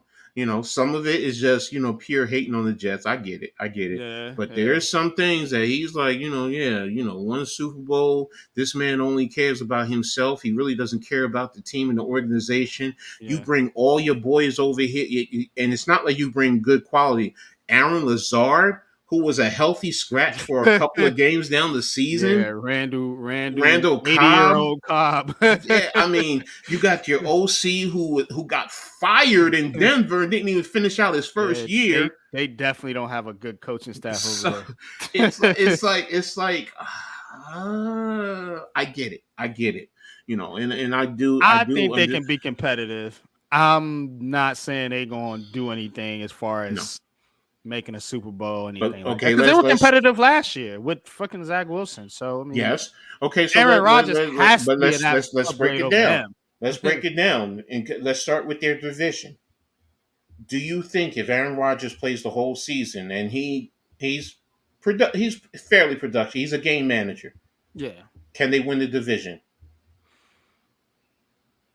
Remember Buffalo Actually, I think yeah. and then Miami. Because Buffalo got kind of dismantled. You know what I Yeah, mean? A you're little gonna bit talk here. about They're reloading. You know what I mean? So I mean, I'm not saying that Buffalo would still be my pick to win that division, just because I feel like they got the best. I think they still got the best quarterback, of course, and I think ultimately they still have enough talent to beat Buffalo. Miami, if you saying just win the division, yeah, Miami's going to rack up some wins. They're going to win some games, you know what I'm saying? Because their offense is that good. But they're one of those teams. They're comparable to the Cowboys in the NFC. They're going to win games. They're going to get you there. But are they going to do anything in the playoffs? I don't think so. Good point. Now, why that is, I'm not here to break that down, but that's who Miami has been the past few seasons. So I think New England, they're rebuilding. So I think the Mm-hmm. Jets can actually win that division if things break right and if Rodgers, it's all dependent on him really. If he comes out and he's at least um average, I would say. Because last year they got below average quarterback play Mm-hmm. and they Mm-hmm. won 7 games. So if he's average, they could win 10, maybe. And depending on how the division shakes, it might be good enough, maybe 11. But right now, you have to say it's uh Buffalo and Miami favorites. But I Mm-hmm. wouldn't dismiss the Jets if, and it's a big if he comes out and he's able to produce and doesn't get hurt again. True. Very good. Very excellent point. I mean, yeah, it falls down on him, and number one, he has to produce, and like Iman said, he hasn't thrown a pass in 2 years. So I don't think the dude forgot how to play football though, no, but yeah, it's no, gonna be some rust. I agree. yeah. So and he can't have any injuries. It's also going to be Hey, look, about that I'm not offensive an line. Aaron Rodgers fan. Trust me, I don't Hmm. really like Aaron Rodgers, but I can't dismiss that the guy is a Hall of Fame quarterback. You No, I'm not dismissing know what I that, but mean? So I it's. think Chris Candy's kind of dismissing that a little bit, saying that they're I screwed. don't You know what I mean? dismissing his Hall of Fame credentials. What I'm thinking he's saying is Aaron Rodgers is not the man that everyone try and makes him to be, and he's not the leader because he was never a leader in Green Bay per se. He really No, wasn't. and that's why they got one ring. You know what I mean? Yeah. So that's what it boils down to with the Jets right here. I mean, is he a Hall of Famer? Yes, there's no denying it. Does that man have immense talent? He has more talent than most quarterbacks have in their little pinky. Man, I mean, Hmm. he has more talent in his little pinky than most quarterbacks have in their whole body. So I get it. I understand that in terms of playing the position, but in terms of being a leader Hey, of Iman, men, he did take a discount. He took the discount double check. there you go. There you go. Yes, I yes, had to I throw that like one in there. that. There you go. That's a good one. That's a good one, man. That's a good one. So, but yeah, I mean, it's and it's as you said before, it's the Jets. I Yeah, mean, we it's always the in New goddamn York we're like, Jets. okay, you're always waiting for something to happen with Something to the go Jets. wrong. Yeah, So it's I gonna get it. happen. So, but I I agree. just I just had to talk about that. I mean, Canty always has me crying, and I mean, if y'all don't ever get the chance, if you get the chance, just sit back and watch Yeah, I missed that one. I and usually listen to them on my yeah, when I'm getting up going to work, but I didn't catch that one. yeah. He This said they was their season's over. Dang, yeah. No, this was wow. actually. I think they did That's this. He did unpopular. this Thursday. I think he did this on Thursday. So I was just Okay, like, oh yeah, I wow, missed that one. yeah. Yeah, that's So unpopular right there. yeah. So but hey, Yeah, he's a it's douche. We get interesting. it. So I mean, as far as the draft with them, I mean, right now I What they think picking 10? they're 10, and I've heard reports from a couple of Jets fans that I'm real close to. They want them to trade back, and if they can, you Mm. know, if they can, depending on how far back, if they can get a future first, they want a future first, just in Yeah, because they, case. they they know they're gonna need a quarterback in about a year. Yeah, yeah, yeah. They So, can't take one now. They're gonna piss off but Rodgers. if they can't, do you? Because a couple of them say, they're scared of Bowers. They think that's who the Jets are going to take. They think it's going to be Bowers. They're not going to look at They defense, don't want and Bowers. they're concerned with Bowers. Yes, they understand he's an elite talent, but they don't want to take him at 10. That's their point. They would rather move back and get him later in the draft because that's their Might thought. not be there. I Depends on how mean, far dude back you is a go. top 5 talent in this draft. The I'm only not reason denying he that doesn't get picked high is because of his position. position exactly, and That's it, that's the bro. thing. But if you look at the Dude's a board, if stud, you man. but Pause. look at the board, seriously, look at the board. He's getting pushed down, I know it's because of the and and position. Because and people it's aren't some, going to take a tight end that high in the draft. but it's also a matter of do other teams jump up over or into the top 10, which is going to push him down the board per se. Mm-hmm. Because again, A calculated you risk. You know what I teams mean? are going to jump up there for the quarterback, the wide receivers, and maybe offensive linemen, which is going to Mm-hmm. push him down the board.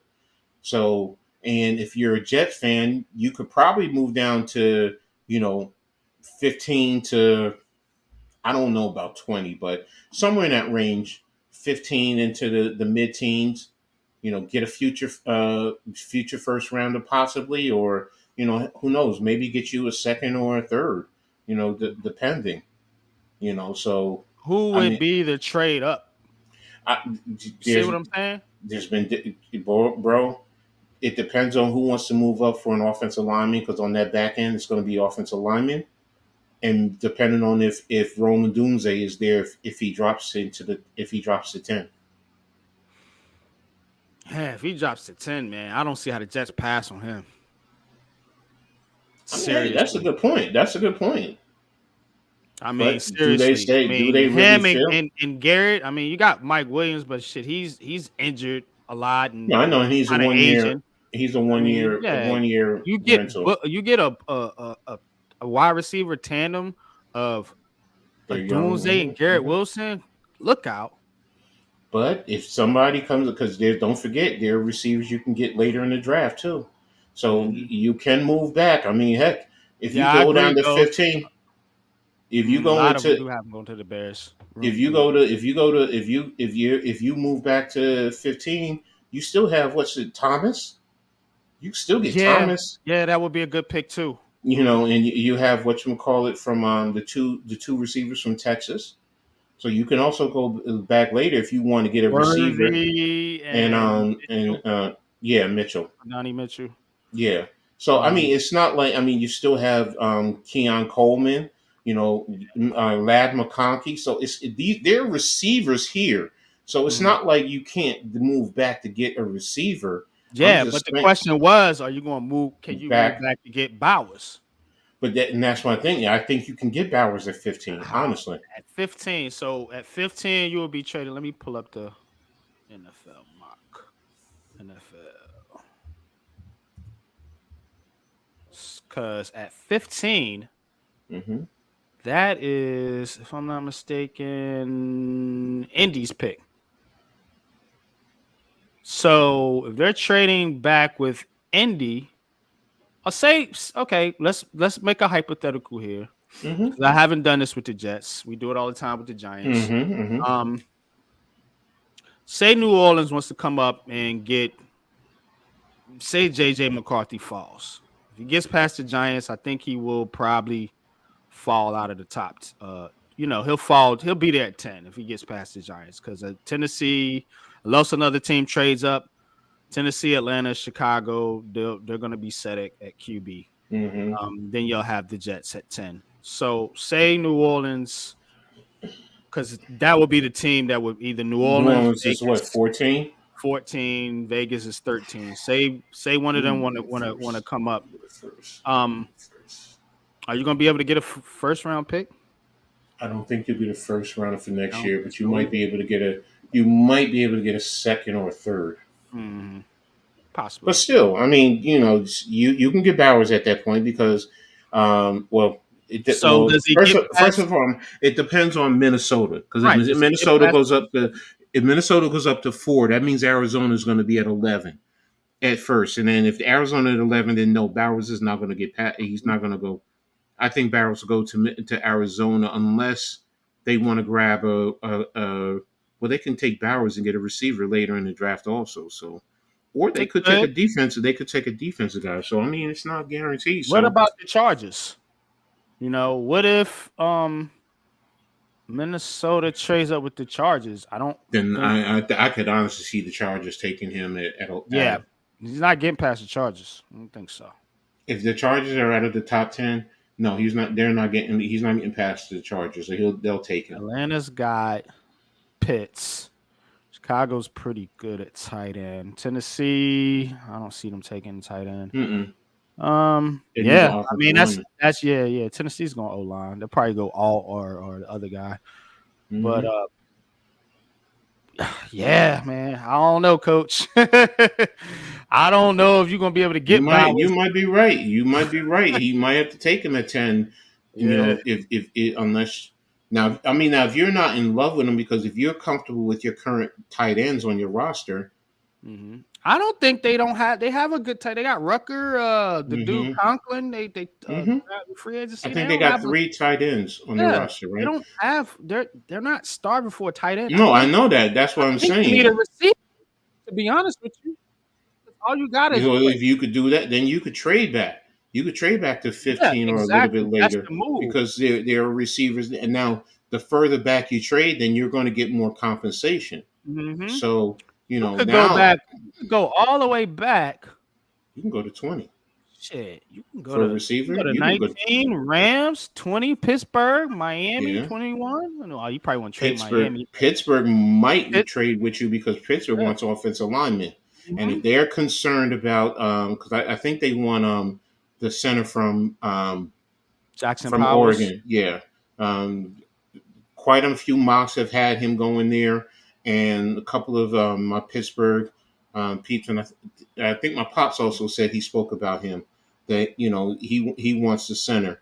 Now my dad, I will say this, he does talk about what you call it from West Virginia, but that's because my dad was born in West Virginia, so Yeah.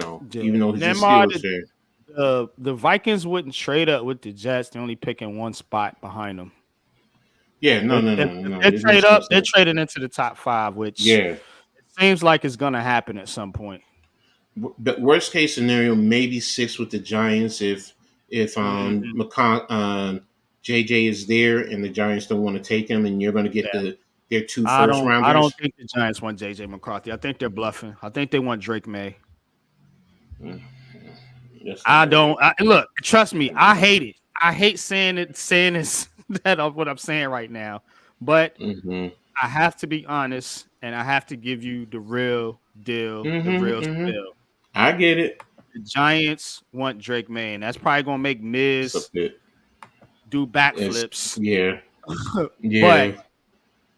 that's the guy they want. And if he's there at 6, they're probably gonna draft him. But If uh, not, I could definitely see them moving back. is what you call what he said true? If Drake May could be the one that gets you fired, we'll see. He will get you fired if you throw him in there game 1 against Dallas. I'll tell you right So. now, that kid ain't What's ready. up, Hit Squad? Thanks for tuning in. Peace and blessings, brother. Always hope everything's good with you. Peace, All hit, right. peace. What's good with you, man? It always throws me off, man. You got the different, Yeah. You just gotta get different, used to it. yeah. I know, What's I good with know. It's just like me with Twitter. Everyone says the same thing. I'm just like, but I did it for my granddaughter. So, you? No doubt, but no doubt. but yeah. But with the Jets, I mean, personally speaking, yeah, trading back would probably be the best thing for them, especially like you said, if you want a wide receiver, um, or hey, you want to take one of the tackles and let them develop behind, one of the other guys. There you go. You have them.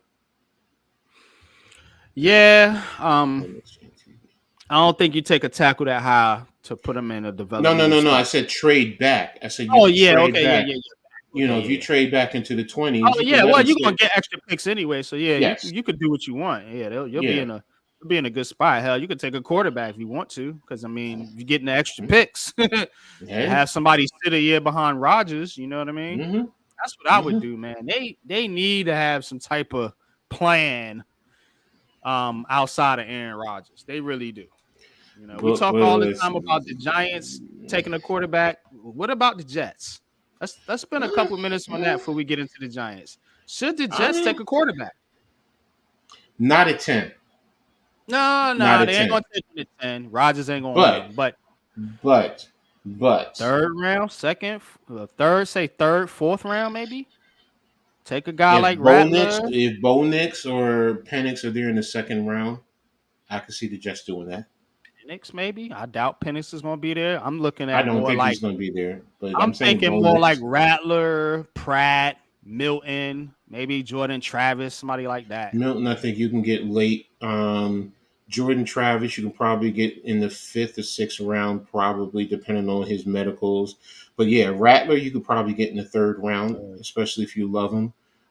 Pratt's the same way. Well, Pratt, I think you might be able to get in the fourth round. So, Yeah, with the um, Yankees. but I mean, yeah, you could definitely take a quarterback and stash him. That would be a smart thing to do, Mm-hmm. especially if you're going to develop him. And worst And case you ain't scenario, if got to worry Rogers about get him playing at all because you got Rogers and you got another buffer with Tyrod Taylor, so he true. should be able to sit. So should they? I would say yes later in the draft. Yeah, I think so they should. I think but they should. But any Jets fans, y'all got any comments, man? Throw them in the chat. Let me know what y'all think about the Jets possibly taking a quarterback. I might do a video on that. Should the Jets take a quarterback? That's interesting, man. Because oh I boy, mean, don't get me uh, started. Yeah. Should the Jets? Yeah, go ahead. Yeah, before we should get they into the Giants. Oh should gosh. they take a quarterback? But yeah, we can get into the Giants uh right now if you want to. Yeah. All right. Here's my Giants talk. Yeah. Let me stop. Let me stop. Let me stop. Let me stop. Real I need quick. a cricket sound Yeah, sound. yeah. Just real quick, real quick. The Knicks won 128, 117 over I didn't hear Chicago. that. Um, just a little update for Chicago. Leading scorer was why'd you get? Oh my gosh, why do you do that? It's probably me and my damn hands. Chicago's leading scorer was DeRozan with 34, Vucic 26, Kobe White 24, and everyone else was under single digits. I'm not even gonna get into them. For New York, Jalen Brunson 45, OG Ananobi 24, DiVincenzo 21, Hart 17. Even Hartenstein had 11. Everyone else is under under double digits right there. So, but that's what it was. JB was 13 of 24, and he was 7 of 12 from 3 pointers, and 12 of 12 from the free throw line. Wow, he got his calls today. Mets tried to make a comeback, came up short against the Braves, 6-5. So that's that. They had missed one free throw. Hart was 4 for 4. Hartenstein was 1 of 2. Devo was 2 of 2. Wow. Okay. Okay. So they were 19 of 20 in free throws. Okay. But yeah, Yeah. that's it. I just wanted to give that little update in terms of the Knicks. So, Yeah, but no, let's I'm go good. ahead and talk about the Giants now. So, where do we want to go with our Giants? Okay? Nimar, you asked, do you think the Giants should trade up with the Patriots? Yeah, just get to the chat. Just get to the chat, coach. I know a lot of Me personally, yeah. Let me see. Let me go. Why yeah, am I not it was some cool? Giants questions up there in the chat or comments I know earlier. Yeah, so I'll do it this way. Yeah, that's all the Jets. Here's a chance to you guys. Think the Vikings trade up with the Jets. I don't see. Yeah, and everything else is Brady. I mean, Brady. Okay, so don't need that negativity in my life in NYG. Okay.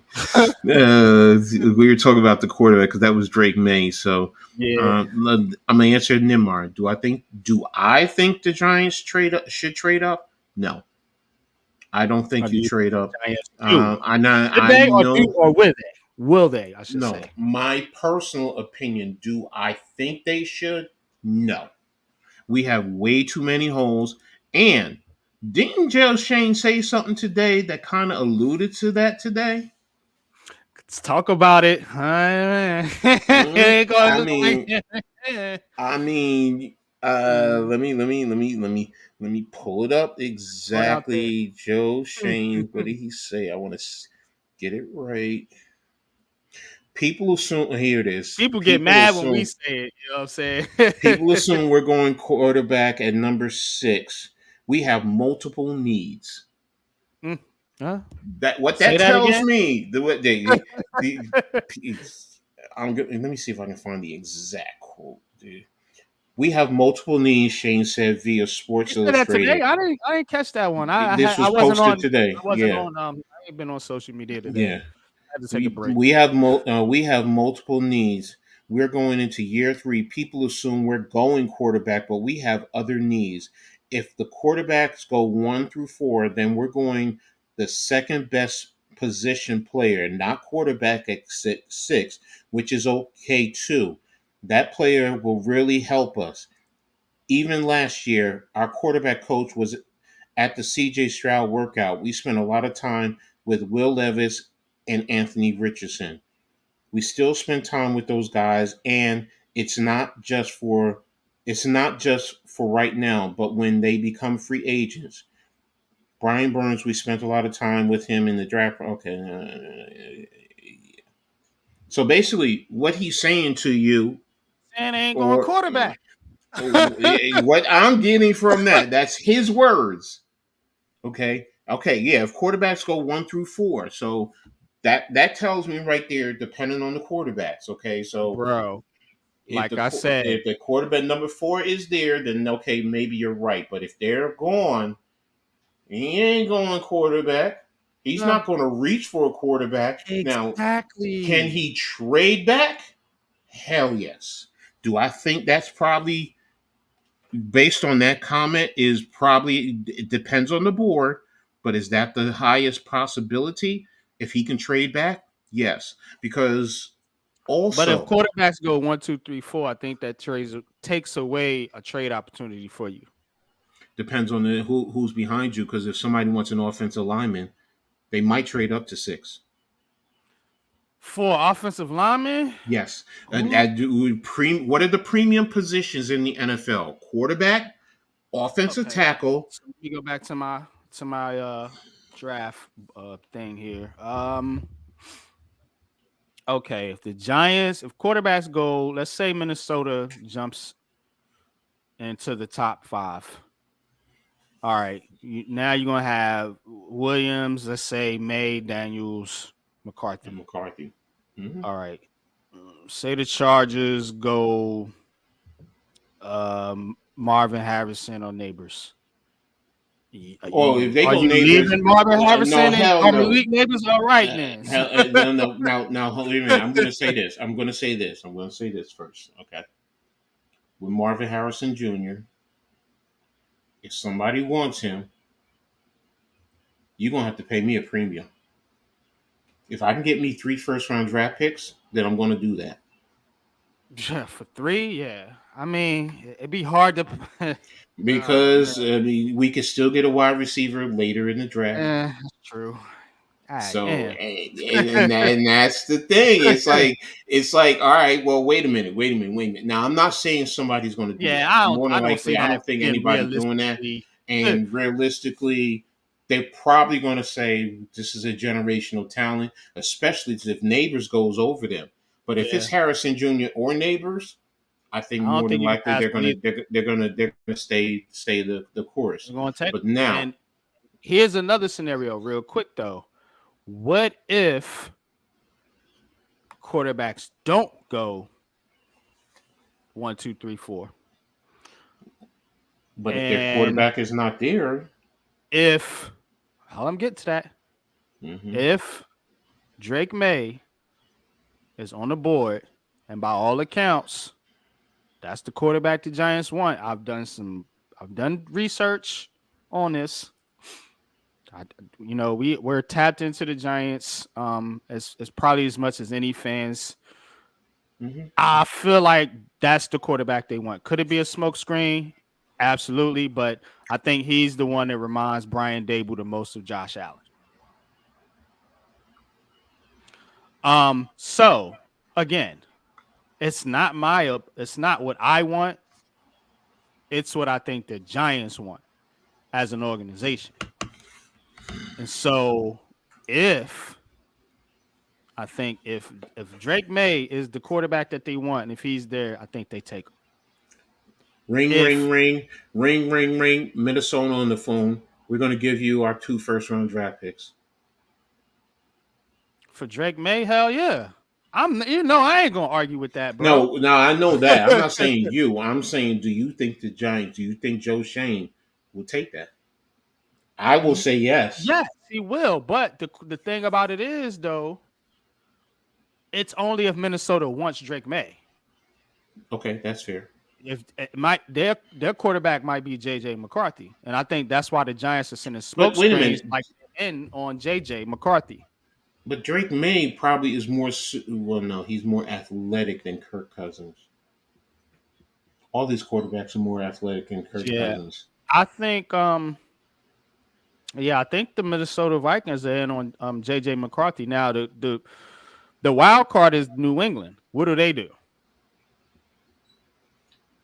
See what I'm saying? 'Cause I think honestly, I'm not I sold that they're taking a QB. no, I'm not. I will be honest with you. I think New England will try and trade out, but if they can't Mm-hmm. trade out, they're going to end up being forced to take a quarterback. Not They're, safe. Yeah, I'm just to me. Look, man. As much as you want a quarterback, as much as these fans want a quarterback, you just Saquon's an Eagle now.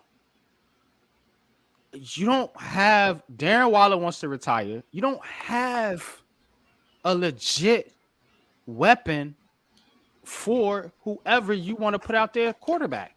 Now, people saying you can get one in the second round, but again, are you asking a second round rookie to come in here and be your number one receiver? with a rookie quarterback. Right. So I look at it like this. What If what if you're a it's team what that if it's needs, Xavier Leggett though? I think Leggett needs some work. He's one But of my favorite players, but in this draft, but he needs work. I'm not saying he's going yes, to I'm come not in there and saying be a that. bona fide number one right off the bat. No, he can But develop into that. Yes, I agree. that's where now in that situation, that's where you let a rookie quarterback work with your a potential number one wide receiver. With a That's something rookie different. wide receiver, yeah, I Yeah, agree with that. that's That's because yeah, now they build a level of continuity chemistry. and Yeah, familiar. Yeah, that's yep. different. Then if you're going to go that route, then fine, do what you got to do. Mm-hmm. Then take your quarterback and take your chance. But again, you don't know if he's going to be there in the second round anyway. So all indications are he probably will, but Mm. again, you don't know. Yeah, I just, I'm like I said, I'm not sold on this quarterback idea. Um, I've been kind of going back and forth with it, but the more I keep thinking about it, it just seems to me that wide receiver is your best move. I can't argue with that. You know what I'm We saying? need Because it. just because the talent that's at the top of the draft, and people say, "Oh, you can get a wide receiver in the second round." Okay, can't you get a quarterback in the second round? Mm-hmm. May not Mm-hmm. be the quarterback you want, but then again, if you take a wide receiver in the second round, ain't gonna be the wide receiver you want. You Mm-hmm. know, I like Leggett, but Leggett ain't Marvin Harrison Jr. Goddamn it, No, let's no, keep it a no, no, buck. no, no, no, He's not that guy. You know, neither is Keon Coleman. no. You know, now if you want to argue them versus a guy like Roma Dunze, okay, but I think by far and away, Malik Neighbors and Marvin Harrison Jr. is the two best wide receivers in this draft. And so you're talking about possibly getting the number one weapon in the draft, in the entire draft, versus getting the fourth best quarterback, or maybe the second or third best quarterback on your board. Because say Drake, if Drake and Joe Shane said it, why reach? Mm-hmm. It ain't like you don't have nothing on the roster. You know, people think Daniel Jones isn't an NFL player, but I mean, he's an NFL quarterback, whether you like him or not. I don't give a shit, to be honest Mm-hmm. with you.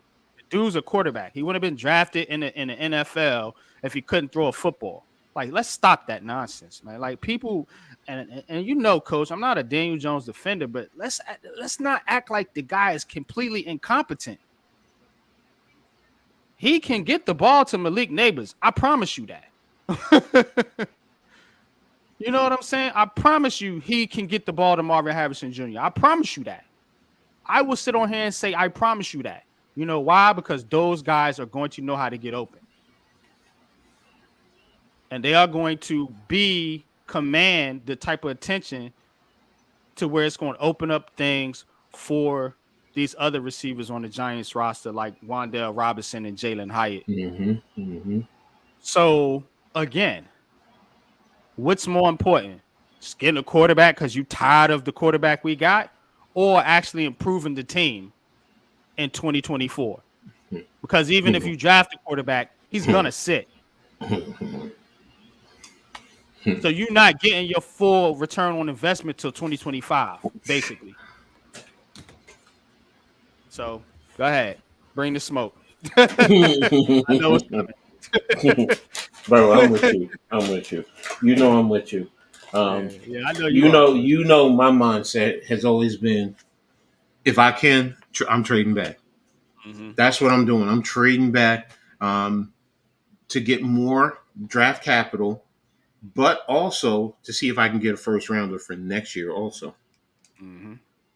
Because if I can have 2 first rounders, that's going to help me improve my roster also, one way or another. Whether it's I trade up for a quarterback, or you know what, I get a quarterback now that I'm going to develop, and I have a couple of guys who next year who are first round talents who are going to continue to help this team. So. Mm-hmm.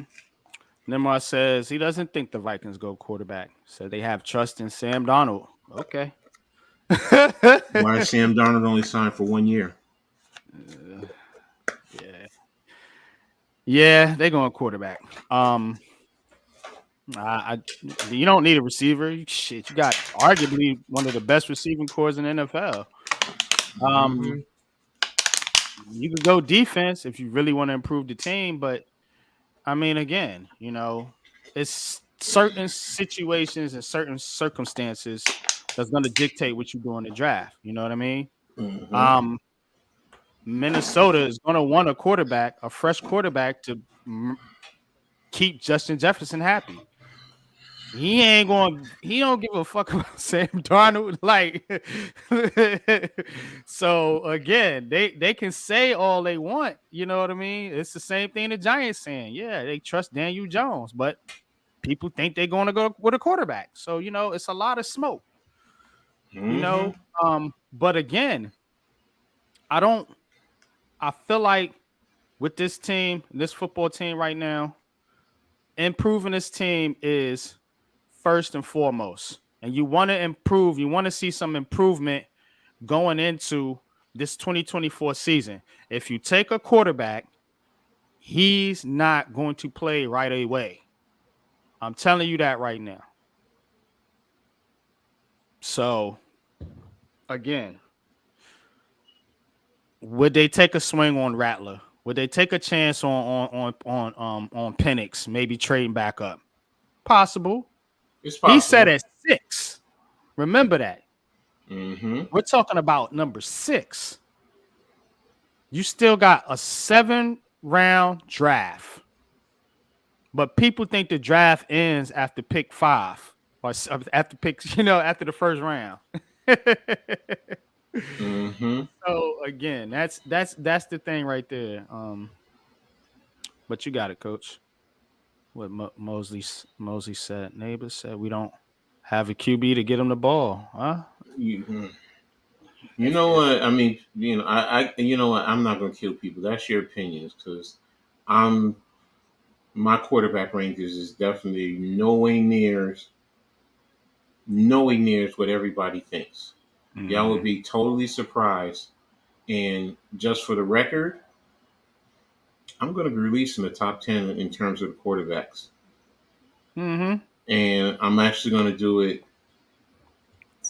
each spot. 10, I'm going to release a video for that. 9, release a video, just real simple. Mm-hmm. So stay tuned, ladies and gentlemen. It's going to be coming out real soon. So said it. And Mosley, I mean, I understand what Neighbors said and what he alluded to. Um, Mm. but I mean, hey, that's his opinion, and you never know until you get out here. But Mm-hmm. when you go off of the perception what everyone else says, and you don't know, you've never been in there to work with this man, you don't know. You really don't know. Yeah, I think, he's a kid, young kid coming out of college. He's going, he's feeling himself, pause, a little bit. So Right. he's And look, I want everyone somebody to give me hates the on. football. Of course, any receiver would say that. I want somebody that's surely going to give me the football. He knows Daniel Jones is hurt. You know what I'm saying? Like we all know the landscape of the Giants. You know what I'm saying? But then again, if you're playing with Joe Flacco and he's throwing the football to you, I don't give a damn if it's Joe Flacco. I don't care who it is, Mm-hmm. as long as you can get the Mm-hmm. football into these Mm-hmm. guys' hands. You know. Exactly. Now, people want to talk about Daniel Jones, but can Drew Lock do that? Is he capable? I don't know. You know what I'm saying? I mean, you have to look at these guys. They came in, they were drafted into the NFL, not the best quarterbacks. No, Mm-hmm. not the worst. Mm-hmm. Mm-hmm. And I always come back to this when people talk about Daniel Jones. Is he the worst quarterback in the NFL? Now, you see what I'm saying? So, how much of a need is this for real? For real? My main thing was about the injuries. But if the medical staff and everybody's saying he might be ready to play week 1, we'll see. Again, I would approach it like this: take BPA round 1. Well, not BPA. Take the receiver. Let's put it like that. Take the receiver Mm-hmm. round 1 and see what you can work out in the second or third round to get a quarterback. I think that's fair. That's a Mm-hmm. win-win in my book. No, I'm with you I on was that one. watching. I'm gonna tell you one thing. I was watching because I don't watch. Well, I've started watching a lot more college football. Since we've been doing this show, but I was watching Leggett, and then I was watching at the same time watching Rattler. You know what I mean? Of South Carolina. I think if you if you draft Rattler and you can stash him for a year, let him develop a little bit. Kids got talent, and See, I don't. say you do take Leggett,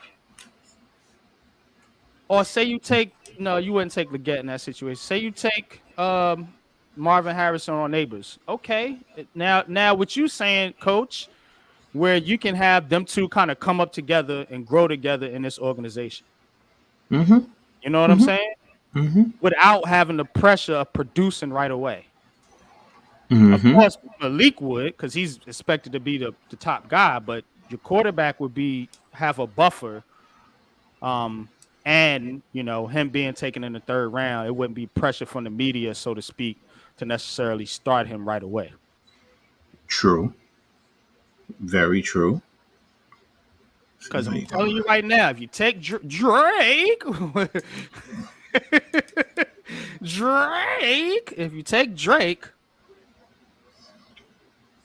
he's gonna be pushing the starting lineup sooner than later. I'm telling you right now. Look, man, this heart of the city, y'all hit that like button. We do this. Mm-hmm. You know, Mm-hmm. we from the area. We grew up in the area. We know the fan bases. We know the teams. They ain't gonna let Drake May sit, man. They'll be beating down John Mara's door to get that kid in there if Daniel Jones is a starter. Mm. Tell you right now. At 6, your 6th overall pick, they're gonna be on ESPN and everywhere. Daniel Jones threw 2 interceptions. How can they let Drake May sit? He's got to play. You got to put him out there. You drafted the kid at 6. I can hear it now, man. Like this is rinse repeat type shit. I know what's going to happen. It's easy to predict. See, now you done started me up on something too. What? What's good, Jose? We about ready to go to a little coaching session. All right, let's do it. Y'all gonna get me started, man. Y'all gonna get me in trouble. But Yeah, Jordan I Travis. mean, Yeah, Jordan Travis wasn't bad. I mean, before he got hurt, I don't know.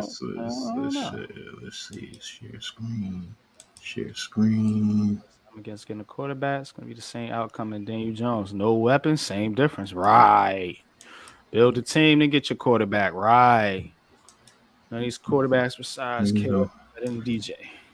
Let me know when Good you can. comment. Yeah, yeah, you good. You got it. Let me Um, see. Let me see. oh Let my me. bad. There you go. No. Okay, wait a You minute. got it. You just gotta click on the tab. No, I'm right. I'm right there. I got it. You I take got it. the banners down.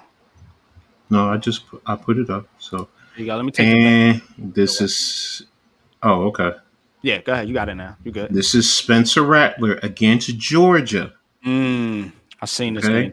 Yeah. Spencer Rattler, Georgia, 2023. All right. This is, what is this, 2nd and 5.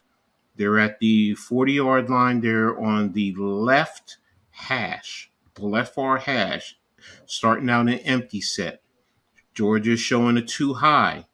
They're showing a 3 front Mm-hmm. with your second level at about a 5-yard depth. And right here, it looks like they're playing pressed up in man, but they're going to bump it. So where is the? Okay, here we go. And watch what he do. He's going to throw it to Leggett. Look at the thread. Mm. And here we go from the end zone view. Mm. Now we can go back and we can take a look at it. I can slow it down for you guys. Did I go too That's a far? pinpoint pass right there, boy. A hell of a catch by Leggett. Yeah, I'm gonna slow it down for you guys just a little bit. I can't see the chat, so make sure if you have anything, let me know. I got you. I'm watching it.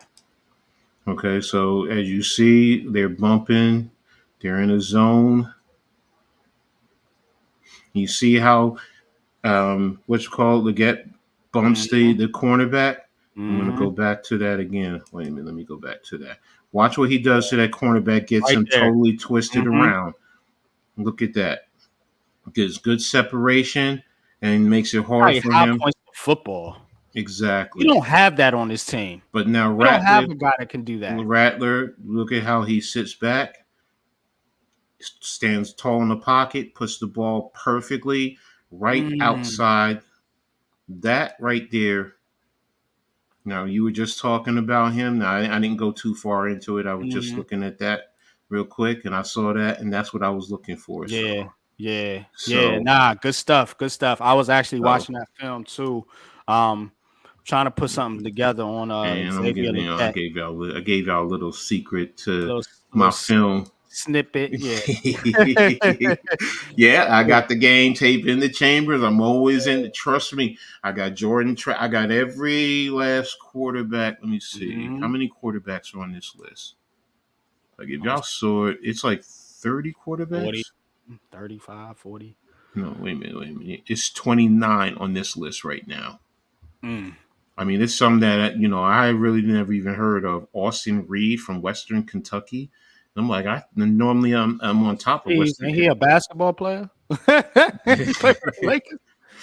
Yeah, Austin. no, but again, I mean, What's good, again, Alex? What up, bro? What's up with you? this that just gives me, and it's not just quarterbacks. I got every position that I can go through Shout out and to look Big at. Blue and the Bronx. Shout out to Alex. What's up, Alex Alex? actually interviewed Spencer Rattler at the Mm-hmm. combine, and that's Mm-hmm. kind of what got me Senior Bowl, I think it was. That's kind of what got me you know, thinking about Spencer Rattler possibly coming to the Giants, man. So shout out But to you, now, Alex. to what I was going to say to you, that's also why Leggett. Mm-hmm. Oh yeah, Leggett is, man. I'm telling you, if they get As Leggett, you see the physicality and the way mm-hmm, he ran. So mm-hmm, and again, I mean, like I said, yeah. when I give out my list, I mean, I'm I going. put I put the film work in on Leggett. You know what I'm saying? Mhm. Oh, I know you do. I know you do. Yeah, I'm saying. everyone else. So I'm gonna tell you you know, right now. Having a premium makes every other wide receiver. Yeah, right, Jose. It makes everyone else better. Um, one day I should just do a like I said, all y'all hear video Anthony Davis breakdown. didn't play tonight because of Well, he actually got heavily hit. Wait a minute, he got hit. He got really hit in the face yesterday. I mean, I'm not trying to laugh at it, but I have to But no, laugh. I know he's a all He he's a got this on all joke with the Big Blue Crew. yeah. It's called shit. Shit, yeah, exactly.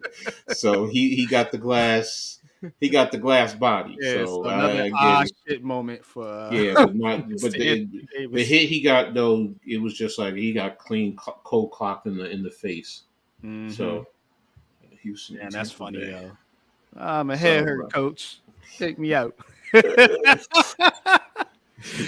Oh man, that dude right so there. but again, like I said, for me, I'm not trading up. I'm sorry.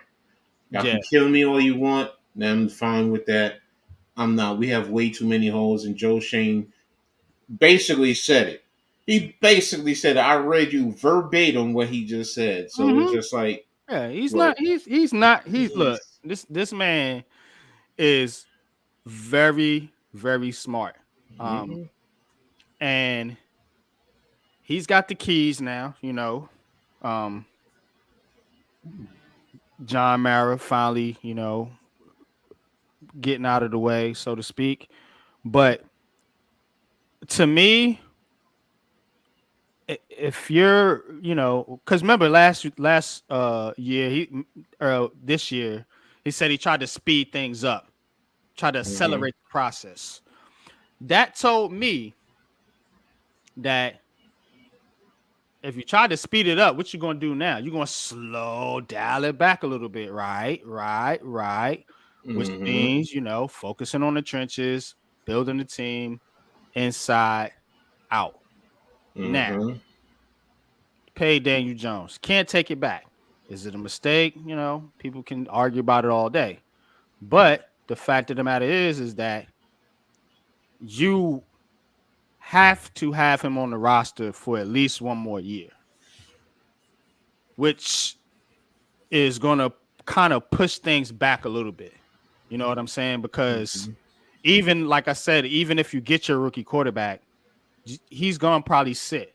You know what I'm saying? Which is why they brought Drew Lock in. So even if Daniel Jones ain't ready, he's going to be sitting behind Drew Lock. If Daniel Jones is healthy, he's going to be sitting behind Daniel Jones and Drew Lock. mhm, So what it makes sense, expedite the process. Exactly, Alex. Expedite the process. Pretty much it's synonymous with speed, speeding it up a little bit. Um, I don't I just feel like that definitely if that's the case, it's it's not wasting a pick at 6 to take a quarterback, but it's kind of like you're not really gonna get the return on investment right away. And then to me, I think going into this season, I think Brian Dable needs to win some games. Not saying they gotta go to the playoffs or go 11-6 like Lou say, but they mhm. gotta win some games. Is truly, honestly, folks, is a rookie quarterback with this receiving core better than Marvin Harrison or Neighbors and possibly going with a Rattler later on? Or even Penix, as Alex says. I don't. You know me and Penix. Don't go there with me. I You look, know that's my quarterback that I want. look, man. He's in my top 3. I got Daniels, Jaden Daniels. Penix is number 2, and yeah, that's pretty much it. really big on the I rest. gave you a little. I gave you a little surprise, so you kind of figured out. But I've been screaming it for the longest Yeah, while. yeah, yeah, yeah. We know This is Michael Penix is your top quarterback. yeah. I mean, he is too on the Giants board because I know Jaden Daniels won't be there. So, well, I doubt he would be there. He says, how we feel we trade back with the Vikings, acquired Bowers, Penix, and Candace and yeah. Leggett. I I ain't mean, if mad you did that, I mean, come on now, I ain't come mad at it on. at I all. ain't mad at that at all. You know, if you did I'm just something not like big on Bowers for the Giants. I'm unless Waller's truly thinking about retiring. I mean, unless he's going to truly retire. you know what, NYG, you can always keep him still because even if he I plays don't. this I year, don't. I don't want a tight end in the first round. I don't. I get you. I get you. I understand you don't want it, but the guy is a top talent, and if I you just get him think later, if we're doing the same thing we did with Waller, we're pushing a tight end to be our number one guy, and it didn't work. Get a fucking receiver. Quit playing.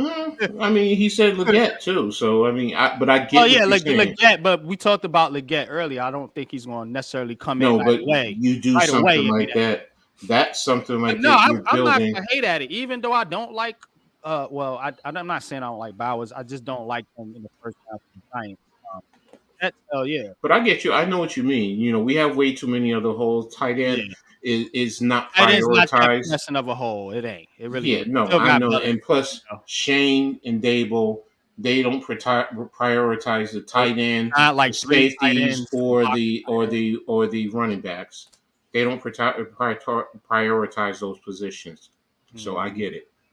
Yeah, I yeah. get it. Look at So. Bryce Young's situation. People want to ignore that, but it's a Hmm. prime example.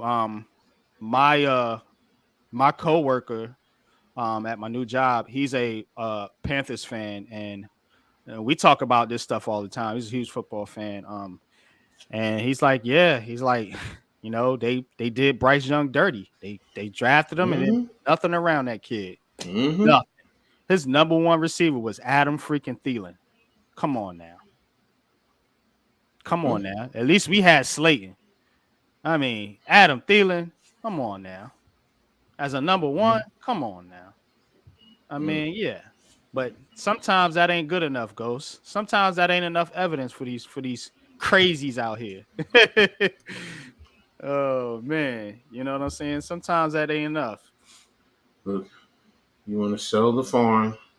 You want to get in the bed with the devil, and I get it. I understand. You want to sell your soul because you're just that. Whatever it is, you don't believe in Daniel Jones. You hate Daniel Jones. Mm-hmm. You know you don't feel we have the talent at the quarterback position. Okay, I can understand that and respect that mindset. But football is the ultimate team sport. I Mm-hmm. keep saying it, and I understand this is a day and age. Everyone talks about it's a passing league, but NYJ, you even talked about it. The top teams the last couple of years didn't they have a running game? Didn't they have an effective and an Mm-hmm. efficient running game? Oh yeah. Oh yeah. So you do need a running game, Mm-hmm. and you just don't want to throw some buster back there just to say, oh, well, Mm-hmm. we got a running back. You have to be able to effectively have the running back position played properly. The Yeah. devaluing of the position because they run so much, they get beat up. I understand that, but that's where you know what. Sometimes you have to really look at the Running position. backs.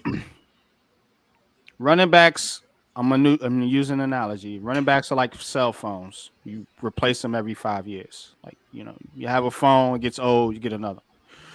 Well, That's I guess I'm the only the reason reality. why because I mean, in I the modern day, in the modern age, it's just like, yeah, it's yeah, no, I got 5 years. what you mean. Or I got no, I I can make got an analogy you probably wouldn't understand. In the trucking industry, um, the bigger trucking companies, they replace their trucks every 5 years because they don't want them to get up like that, the mileage, pretty much. So hmm maybe that's a little bit better of analogy for no, you, I but got you. It's like a lease. It's that's like and a that's lease on how a it is. car. And that's how it is. No, I get you. I understand.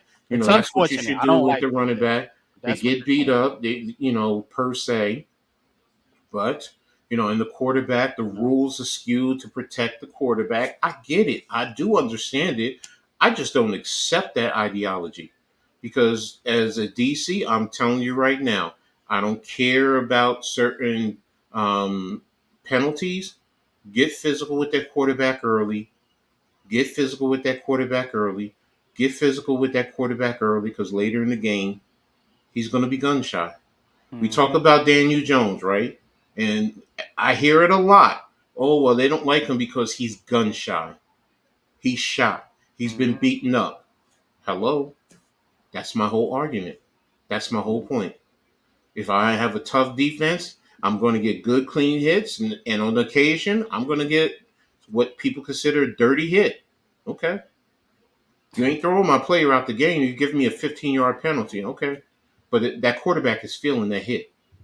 He's hmm feeling that hit. He's not used to getting hit like a running back, a wide receiver, a tight end, offensive lineman.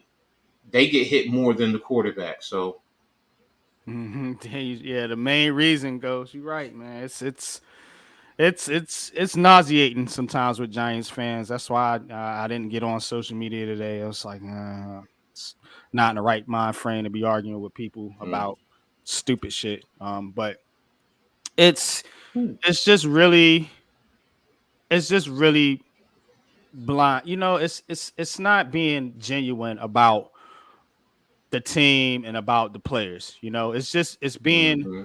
It's hating. That's what it is. It's maliciously hating on one guy. And I don't like that. You know what I'm saying? You don't have to. It's like me. I'm not a big fan of Evan Neal. Coach knows that. But I'm not going to go on social media and bash this dude 24 hours a day. I'm not going to do that. Mm. You know what Mm. I'm saying? I'm not going to call him out his name. I'm not going to, say the wildest shit you could think of. I'm not even going to repeat it about the guy, about the player. He's an NFL player. He's a human being first and foremost. You know what I'm saying? These Mm-hmm. guys actually Mm-hmm. read stuff. They actually watch these shows that we put out here. They actually interact with us on social media, on Twitter, on some of these other platforms. So, like, treat the guy like a human being. You don't have to like him as a player, but treat him like a human being. You know what I'm saying? Because I guarantee you, to keep it real, to keep it funky, 100, a buck, whatever you want to call it, I guarantee you, wouldn't none of these dudes be talking that smack to Daniel Jones's face. I guarantee you that. And that's where you gotta take a step back and say, okay now. Like, this is a 6'4" quarterback dude, an athlete. No, he's 6'6". 6'6". Yeah. So again, we all got our opinions, unpopular opinion sports. Y'all hit that like button. But let's keep it to sports and the play and the things on the field and stop being so malicious and you know what I'm saying, talking about some of these Mm-hmm. players. Mm-hmm. You know what I'm saying? Because it is. It's crazy. It's crazy the way they say things about this guy. When 9 out of 10 times, I bet if Daniel Jones was to say, "Hey, I want to come on Unpopular Opinion Sports with NYG and Coach A," Mm-hmm. bet you $100 million when none of y'all talk that shit. Bet you. Mm. That's what I'm saying. Just because he don't have a personality of like a tough guy, whatever, or that kind of rough rider look. I mean, like, treat him with some type of respect. I mean, he is on your team, on your favorite team. I mean, Mm-hmm. Mm-hmm. that's all I'm saying. That's all Pat be trying to say. Like, just treat the guy with a little bit of respect. Man, I don't look. He ain't the best quarterback. We get it. You know what I'm saying? I don't think he's the worst one either. Look, all I can say is this, okay? I've never been per se. I've been a fan of some players, yes, but not over the betterment of the team. Exactly. I want players to come in and help my team win. Period. Case closed. And I'm always going to root for them. They're going to make mistakes. Every player does. But I want to see them help this team win. And I'm going to leave it into the coach's hands to make the decision on who's going to help this team and who's not. And just leave it from there. Other than that, look, they that this is their job. They got to eat and take care of their family and go home. All right, they're not coming to put money in my pocket and pay my bills. So, Right. I Yeah. mean, do what you got to do. I'm going to root for you. I And when you're get gone, it's like Saquon. I mean, I love and appreciated Saquon, but in the same token, you know what? I've seen him commit to my favorite college team and leave and decommit and go to the arch rival, yeah, or yeah. and He's a flip now, flop. Yeah, yeah. look, I mean, He is. look, he's a Look, businessman. He's doing he's what a he could. he's a player. He's a human being. I'm not gonna go there with the guy. I talk my shit. We talked our shit. We all did. I was on the guy's fucking Twitter page talking shit. But I didn't call him out his name. I didn't, you know what I'm saying? Mm-hmm. It's trash talk. That's all it Mm-hmm. is. But people take that shit to a whole nother level. Like it gets personal. You know what I'm saying? And that's where you gotta distinguish yourself from that type of environment. Like, Excuse me. I'm not here for all that. You know what I'm saying? We here to give you the sports news, to give our opinions, and you know, to make you know, good conversation about sports. You Mm-hmm. know, good debate. Not to be, talking about pulling up, doing this and doing that, and comparing dudes to Hitler and all this other crazy stuff. Like, Mm-hmm. nah, Mm-hmm. come on, bro. Come on, man. Come on now. Yeah. Exactly. Wow. It is wild, Ghost, man. But I'm done with that, man. You can move it on, Coach. Nah, we good. So I mean, we talked about pretty much everything Hmm. in the area. So If you want to hit Coach's corner, you good. We can wrap it up. yeah, no, we can. I mean, nobody else has anything in the chat. We talked about drafting, so I mean, we're good. Yeah, yeah. We gave you a solid show tonight. Solid show. So, but I mean, we can hit Coach's Corner. I mean, I got stuff for you. I bet. Let me cue up the intro. We'll get to it.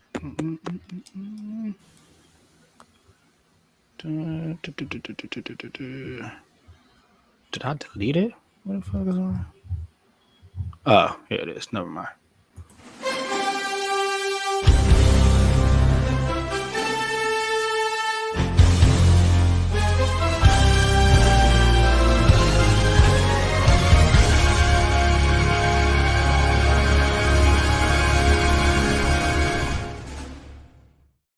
Okay, ladies and gentlemen, and welcome to another Coach's Corner. First and foremost, thank you everyone for being here, tuning in, joining the chat. I really appreciate everyone. You guys have been phenomenal. Also, make sure you guys hit the like button, subscribe to the channels. Make sure you hit the notifications so you know when we put out new content, and share on all your social medias. This way it gets out into the algorithms and really helps our channels continue to grow. So we really thank you and we appreciate you guys. So this episode of Coach's Corner got a few things I want to go over, and I'm going to start because, as the Queen Latifah used to always say, ooh, ladies first, ladies first. Whoop I'm going to whoop. start with the ladies, and I'm actually going to start with the New York Liberty. And there's a reason why I'm saying this. All right. We're getting ready because the Final Four just ended, and I'm going to touch a little bit on that. And the 16th, Monday, they're actually having the WNBA draft. So the Liberty are drafting number 11. So there's 3 rounds, and they're drafting number 11. I believe the second round they have 2 draft picks, in the third round they have 1. So now some of the later draft picks might not Question, make the Coach. squad. Yes, sir. And I should know this, but how many teams in the WNBA? 12. Okay, so it's 12. Mm-hmm. 12 per round. Okay. Mm-hmm. All right. Good. So You got it. And that's why I wanted to touch base with this with the Liberty. They actually have preseason. Their first preseason game is actually May the 7th. It's at Chicago, and then May the 9th, they're at UConn. So it's a 2-game preseason before the season kicks off May the 14th. So literally in the little over a month, we're going to be watching the WNBA and our Lady Liberties going out there doing what we're hoping they're going to be able to do. So it's going to be very interesting. So I wanted to lead off with that. There's one other reason why I wanted to do this, because I was goofing around, looking for info on the Liberty, and I saw that they're actually having practice squad tryouts. Now, it's to participate in the day-to-day practice programming, including scrimmages, drills, and opponent scouting. Now, they said if you're interested, email nyliberty 1997 at gmail.com. Again, that's nyliberty, nyliberty 1997 at gmail. So if you're interested, go ahead and reach out to them and see. Now, the interested parties should have previous basketball experiences either at the collegiate or professional level. So just keep that in mind. They're going to talk to you about that, to see what type of experience that you have. So, but it'd be great, and that's male or females. I've seen males out there on their practice squad helping them out, helping the players out. So just reach out to them, see what, you can do, and, see if we can help the Lady Liberty, you know, bring home a championship. So, but I wanted to start off with that. Another reason why I wanted to start out with the ladies, we saw the Hold NCAA's. on, Coach. You said Oh, men and women yes, they have men practicing who they for have the men Liberty? they have males who go out there and help them on the practice squad. Yes, Oh, on the practice squad. yeah, on the practice Oh, squad. okay. Oh, okay. I was about to say, whoa, up. Yeah. All right, continue. Now, one other thing too, for those of you, the WNBA does have a league pass, and I believe the for the season, yeah, it's for the annual for the season, it's $34.99 for the year. So that's not a bad price. So if you're interested, there you go. You might not have the Liberty in your area, or whoever you're rooting for in the W. There you go. Grab up the league pass, and there you go. You can pull up your favorite squad and watch them, go ahead and compete in the W. So, but I wanted to bring that out there to you guys, for those who might be interested. Now, in terms of the NCAAs, because I wanted to talk about that.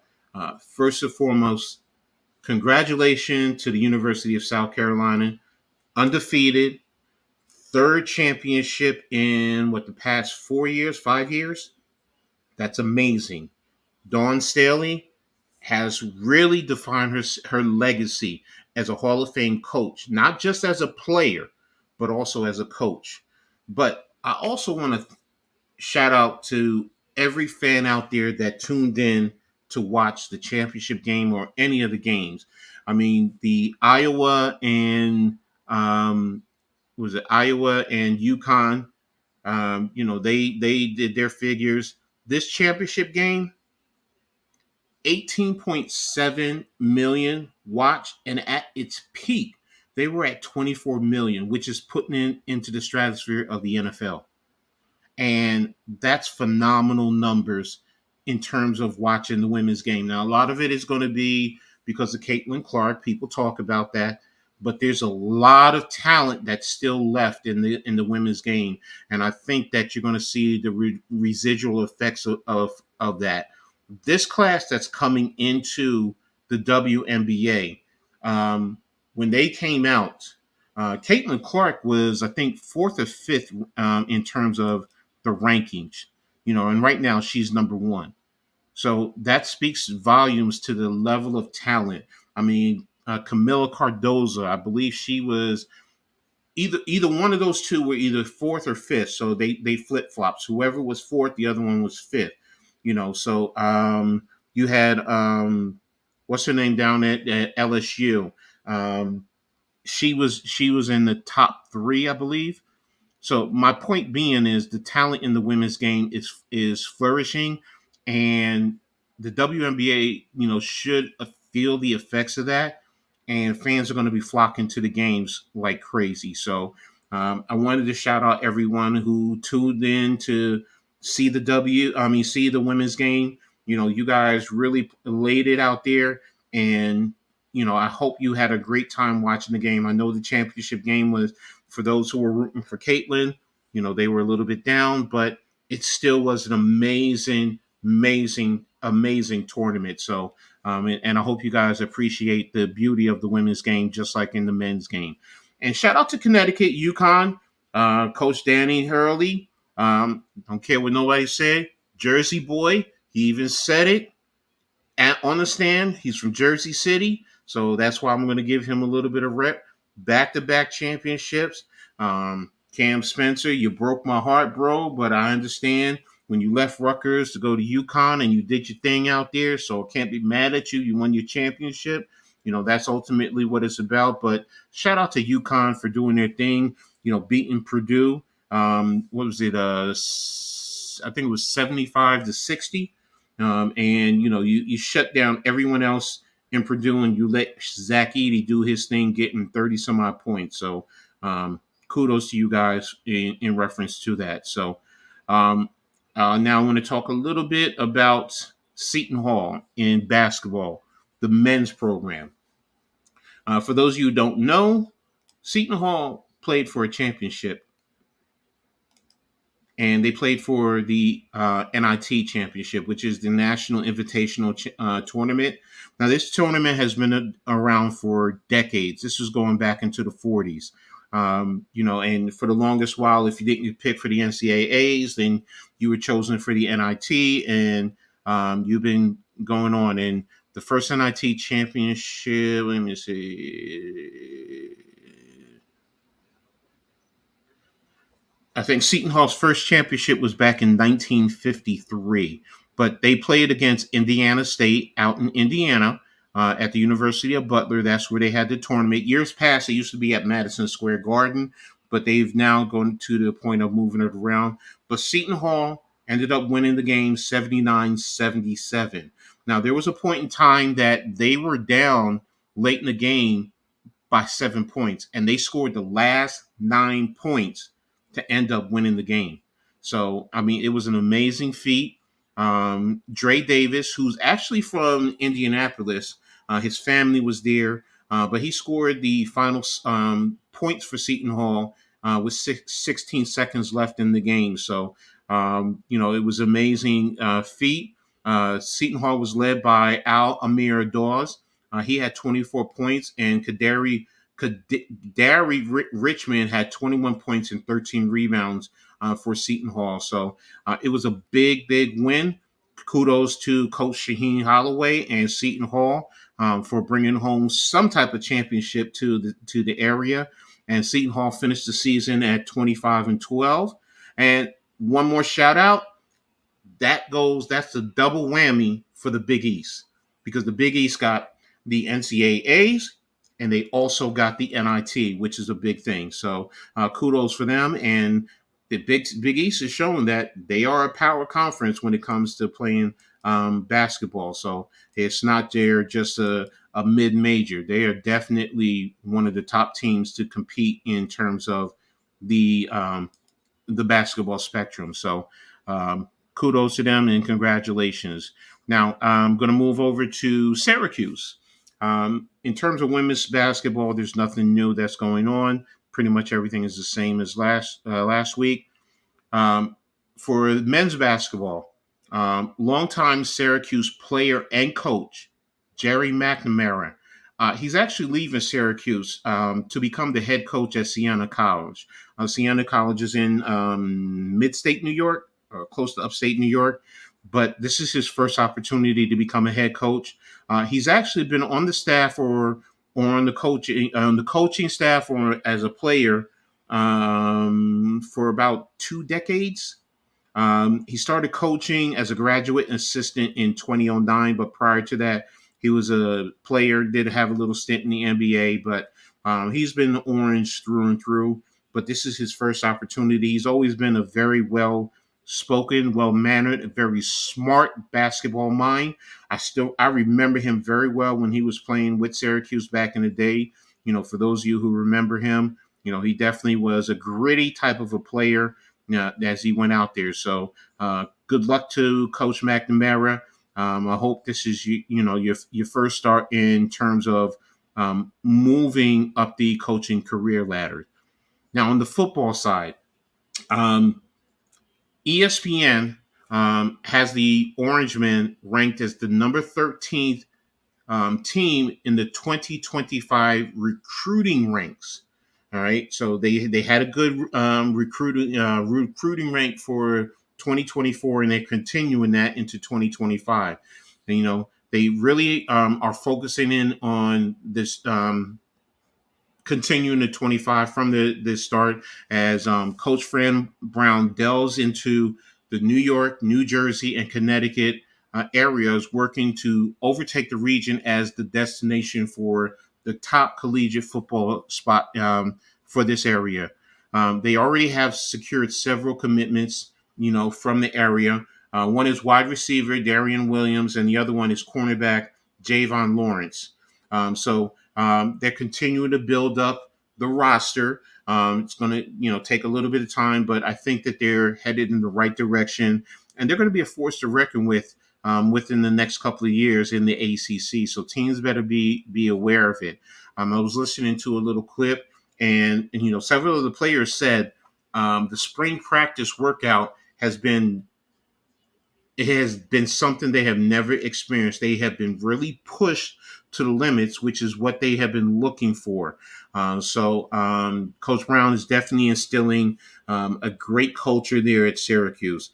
Now, safety Justin Barron uh, initially put his name into the transfer portal, but he decided to come back because Coach Fran Brown told him to, give him an opportunity. Just, let sit down and talk to him and let him, talk to him about his vision of what he's looking to do at Syracuse. And Barron, he put his name in to see where his projection is towards the NFL, but then he was going to look to go to another location to up his stock. But now he says that, he definitely wants to give Coach Brown an opportunity. Now, Barron, he was a 2023 ACC honorable mention. He was a team captain, and he enters the 2024 season 15th in tackles for a DB in program history. So that speaks volumes to the level of talent that he has. Definitely is a good player to keep an eye out for going forward. So now I'm also going to talk a little bit in terms of Rutgers. Women, no news there. But I have a little bit to go on in terms of the football and basketball. First up in football, former Rutgers DB Logan Ryan actually retired today. So Ryan has been around the circles. He's been with the Patriots, the Titans, the Giants, the 49ers, and the Tampa Bay Buccaneers. So, but he's called it a career, and he's going to move on into the family spectrum. So, good luck to him. Thank you for everything that he's done. Two-time champion. So, and a big Rutgers alum and supporter. So, hopefully, we'll be seeing him, come up to a game or two, and maybe who knows, you might see him on a network talking football, just like a lot of the other former Rutgers player. Now, an ESPN article was ranking college football defenses going into 2024. Now, this caught my eye because in that article, they had Rutgers on there. And they said Rutgers defense comes in at number 23 in the nation. So that was a big thing, and yes, they do definitely have a good defense, and I'm expecting them to continue. Now, one of the quotes, it was stated as, time will tell if Rutgers can become a regular, and they're talking about the defense, But the Scarlet Knights certainly look like a top 25 defense entering 2025, especially after finishing 16th nationally in yards allowed last fall. Um, the article also points to the senior leadership at all three levels, and they definitely have a plethora of veteran leaders there on the defensive side. So I'm definitely excited about that. I'm looking forward to seeing what the defense does, especially this year because they don't play Penn State, Ohio State, or Michigan. So now they do get USC, they do get UCLA, they do get Washington, but there's a great opportunity for them to go out there and produce at a high level defensively. Now, in spring practice, the eyes have been on the quarterback battle between Gavin Wimsatt and Ethan Kaliakmanis. Now, Shiano stated that all the quarterbacks are coming along, with two of the four who are returners having familiarity with the system and how they do things there, and that they're having a great input into what they're doing. So it's going to be interesting, once the spring game comes up, how it turns out. Now, the other two quarterbacks behind Wimsatt and Kaliakmanis are a freshman, a redshirt freshman, and a true freshman. So, but again, it's going to be interesting how this battle progresses and how it plays out. Now, the football did receive a commitment. It was from a kicker, Dane Pizarro, uh, from Father Judge out of Philadelphia. He was actually a soccer standout, played football for 1 year, but ended up getting an opportunity with Rutgers. A lot of his other offers were mid majors or FCS, but Rutgers is giving him an opportunity. I think it's more of a walk on. It's not a scholarship, but I haven't heard anything. Now, last year, Pizarro went 7 of 8 on field goals with a long of 51. He was also 33 of 35 on extra points, and his kickoffs, of his 38 kickoff attempts, 30 of them reached the end zone. And in most high schools, when you hit the end zone, the ball is dead. And it comes out, it's like a touchback. So that speaks to the power in his legs. So I'm really intrigued to see him. Now, on the basketball level, Rutgers, last week I talked about Rutgers losing quite a few, five players to transfers. They also lost another one, Oscar Palmquist, but not to a transfer. Oscar Palmquist actually is from Sweden, and he decided to give up college basketball and go home and try and play professionally overseas. So it's a great time, a great opportunity. Rutgers Nation is very appreciative of Oscar for what he's done. He's always been a true soldier. He even speaks about having so many family members here in New Jersey, in the United States, behind Rutgers. So we wish him nothing but the best going out into overseas and playing basketball. And hopefully, he makes a name for himself and, he gets an opportunity, who knows, maybe to make it to the NBA. But, at best, he's playing internationally and he's making some money over there.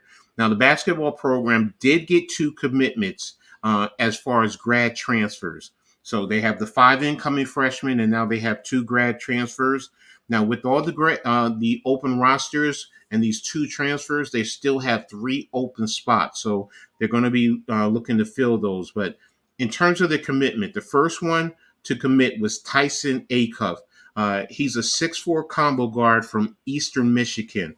Now, it's very intriguing for him to come here because he was actually 8th in the nation in scoring at 21.7 points per game. Now, he's definitely considered an upgrade over Derek Simpson, who transferred out and went to St. Joe's. Acuff shoots 81.2% from the free throw line, 51.8% from the mid range, and 43.9% overall. Now, he's not the greatest 3-point shooter, but he can get you points if he needs to. The other commitment, which was a big commitment, came from forward Zach Martini. He's a stretch 4. He's about 6'7". He played at Princeton, so if he played at Princeton, very smart, fundamentally sound. It's a great pickup. He's actually a Jersey boy. He actually played at Gale St. Bernard's, actually with Damn, I forgot his name. Paul McCahey. Before Paul McCahey went to Washington this past year. So Martini come in here. He's a stretch forward, very good with the 3 point. As a 3 point shooter, has a high basketball IQ. Over his 4 year career at Princeton, he did average 8.4 points per game, but last year his point production did go up. He also averaged 3.3 rebounds, shot an overall of 44.5% from the field, 38.5 from 3 point. So he'll be called to be that deep ball presence for Rutgers. So, but again, these are two commitments that they picked up, leaving them with 3 open spots that they have left to fill. One of the positions I really feel that it needs to be addressed is the center position. They only have one returning center, Emmanuel Agbole, who they picked up from as a transfer from Monroe College. Last year he was a developmental. He's still being developed, but he's about a 6'10", and he's probably about 260, 270 strong kid, but he still needs to develop his game. Now, finally, ESPN writer Jeff Borzello released his early top 25, and he actually has Rutgers ranked as number 21, and that's because of the recruits coming in with Ace Bailey and Dylan Harper Jr. They definitely are going to help elevate the program, along with Nathan Somerville, the young center that they have coming in. So the rankings is definitely worthy right now in the early projections. You still have to play the games on the court, but it's going to be interesting. So, and finally, in Coach's Corner, I'm going to keep an eye out for Rutgers and the local programs because of, for those of you who don't know, if you missed it, yesterday, John Calipari decided to leave Kentucky and go to Arkansas. And that is going to have a trickle down effect across the whole country. The early talks are they're going to look at the Alabama head coach. They're going to reach out to Danny Hurley Jr. They're going to reach high in terms of trying to see who they can get to come in and take the place of Coach Calipari.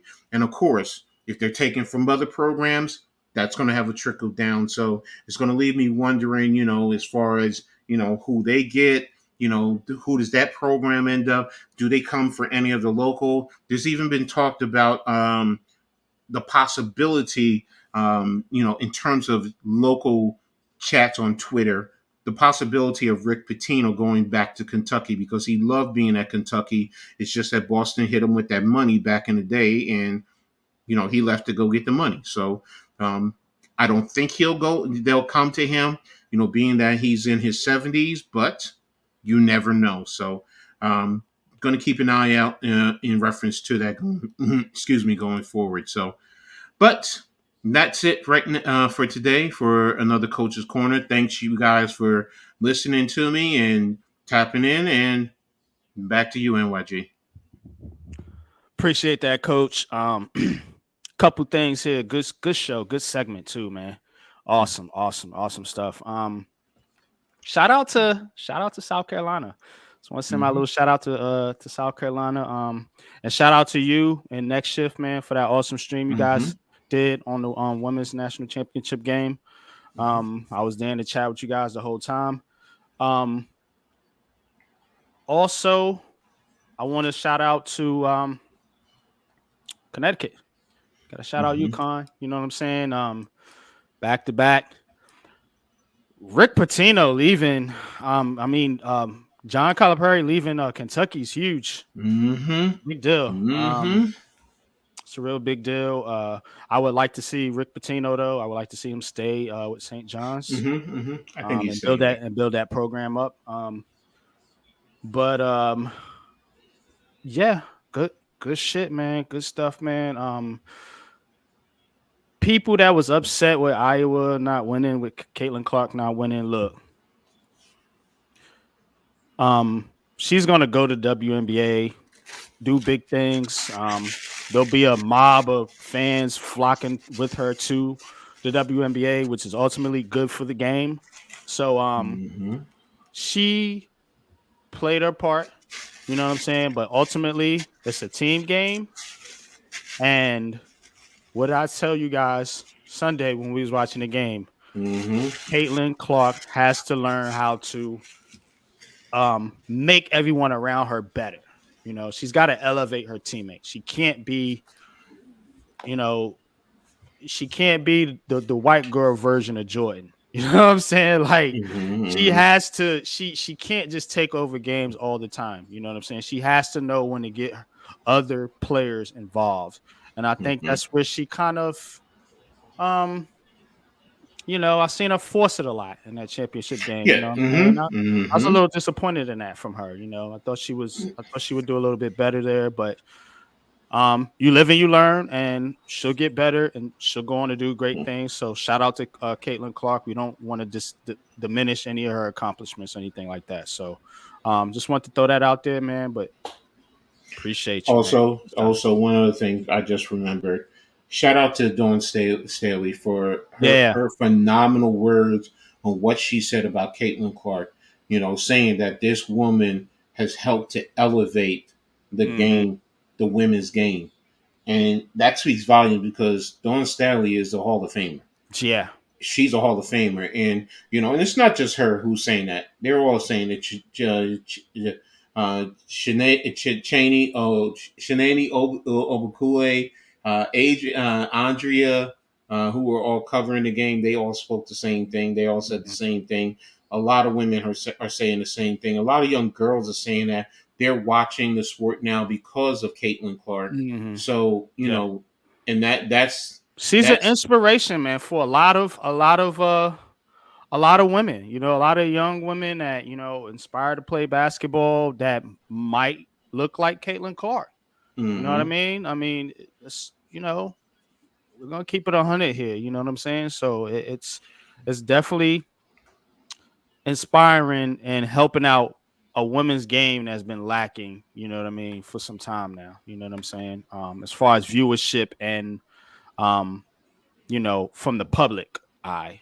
mm-hmm. You know, but yeah, Hey, it's and gonna and, go and to the shout out to the W. man. Shout out to what's the other girl's name, to Angel Reese and Mm-hmm. Angel and Reese, Camila Cardosa. Uh, Cardosa, man, that girl right there is, yeah.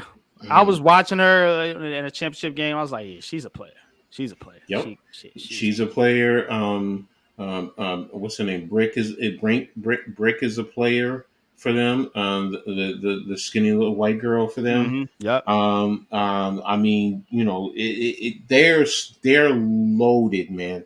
It's Hmm. just you turn around and they have two freshmen also who contributed and the same thing if you think about it between UConn and South Carolina, their whole starting five from last year are gone for both of them, and for both Hmm. teams to go to the finals and win it speaks Yeah. volumes. It speaks Yeah. volumes. Number one, the coaching to coaching speaks volumes. Yes, you have to have the talent, but when you're in the college forum, coaching speaks volumes a lot more than in the NFL. So, Yeah. but shout out to Dawn, like I said, for showing great respect to Caitlin Clark, and for Caitlin, she was very humble. She was Hmm. very humble on the stand. You could tell she was emotional, Hmm. but she appreciated everyone's kind words, and Yeah. I'm looking for her to be successful at the next level. So, but I mean, yeah, look, she's bringing up Iowa, man. yes. I mean, you know what I'm saying? Like, we Mm-hmm. talk about South Carolina versus Iowa. Mm-hmm. I don't have nothing against Iowa. Never been to Iowa, but it's Iowa, man. You know what I'm saying? Mm-hmm. And to put Iowa on a national map like that, that's huge, man. And that girl goes to the WNBA. She's gonna make money, man, and she's gonna have a ton of endorsements and different things like that. She'll be fine. She'll be Mm-hmm. fine. You didn't get it in college. Everybody doesn't get it in college. Everybody don't get that title in college. So it will be Mm-hmm. she will be okay. You know what I'm saying? But definitely shout out to her, man, and shout out to the women's game in general. Glad to see them, finally getting some respect. Exactly. So, but hey, great show today, bro. I really appreciate it. Appreciate everybody in the chat. You guys have been phenomenal. Um, I just can't speak. I can't say it enough, man. Thank you, everyone, and make sure y'all hit the like button, always share and subscribe, and hit the notification button. So, For sure, man. We appreciate y'all there, man. But we're gonna get up out of here, man.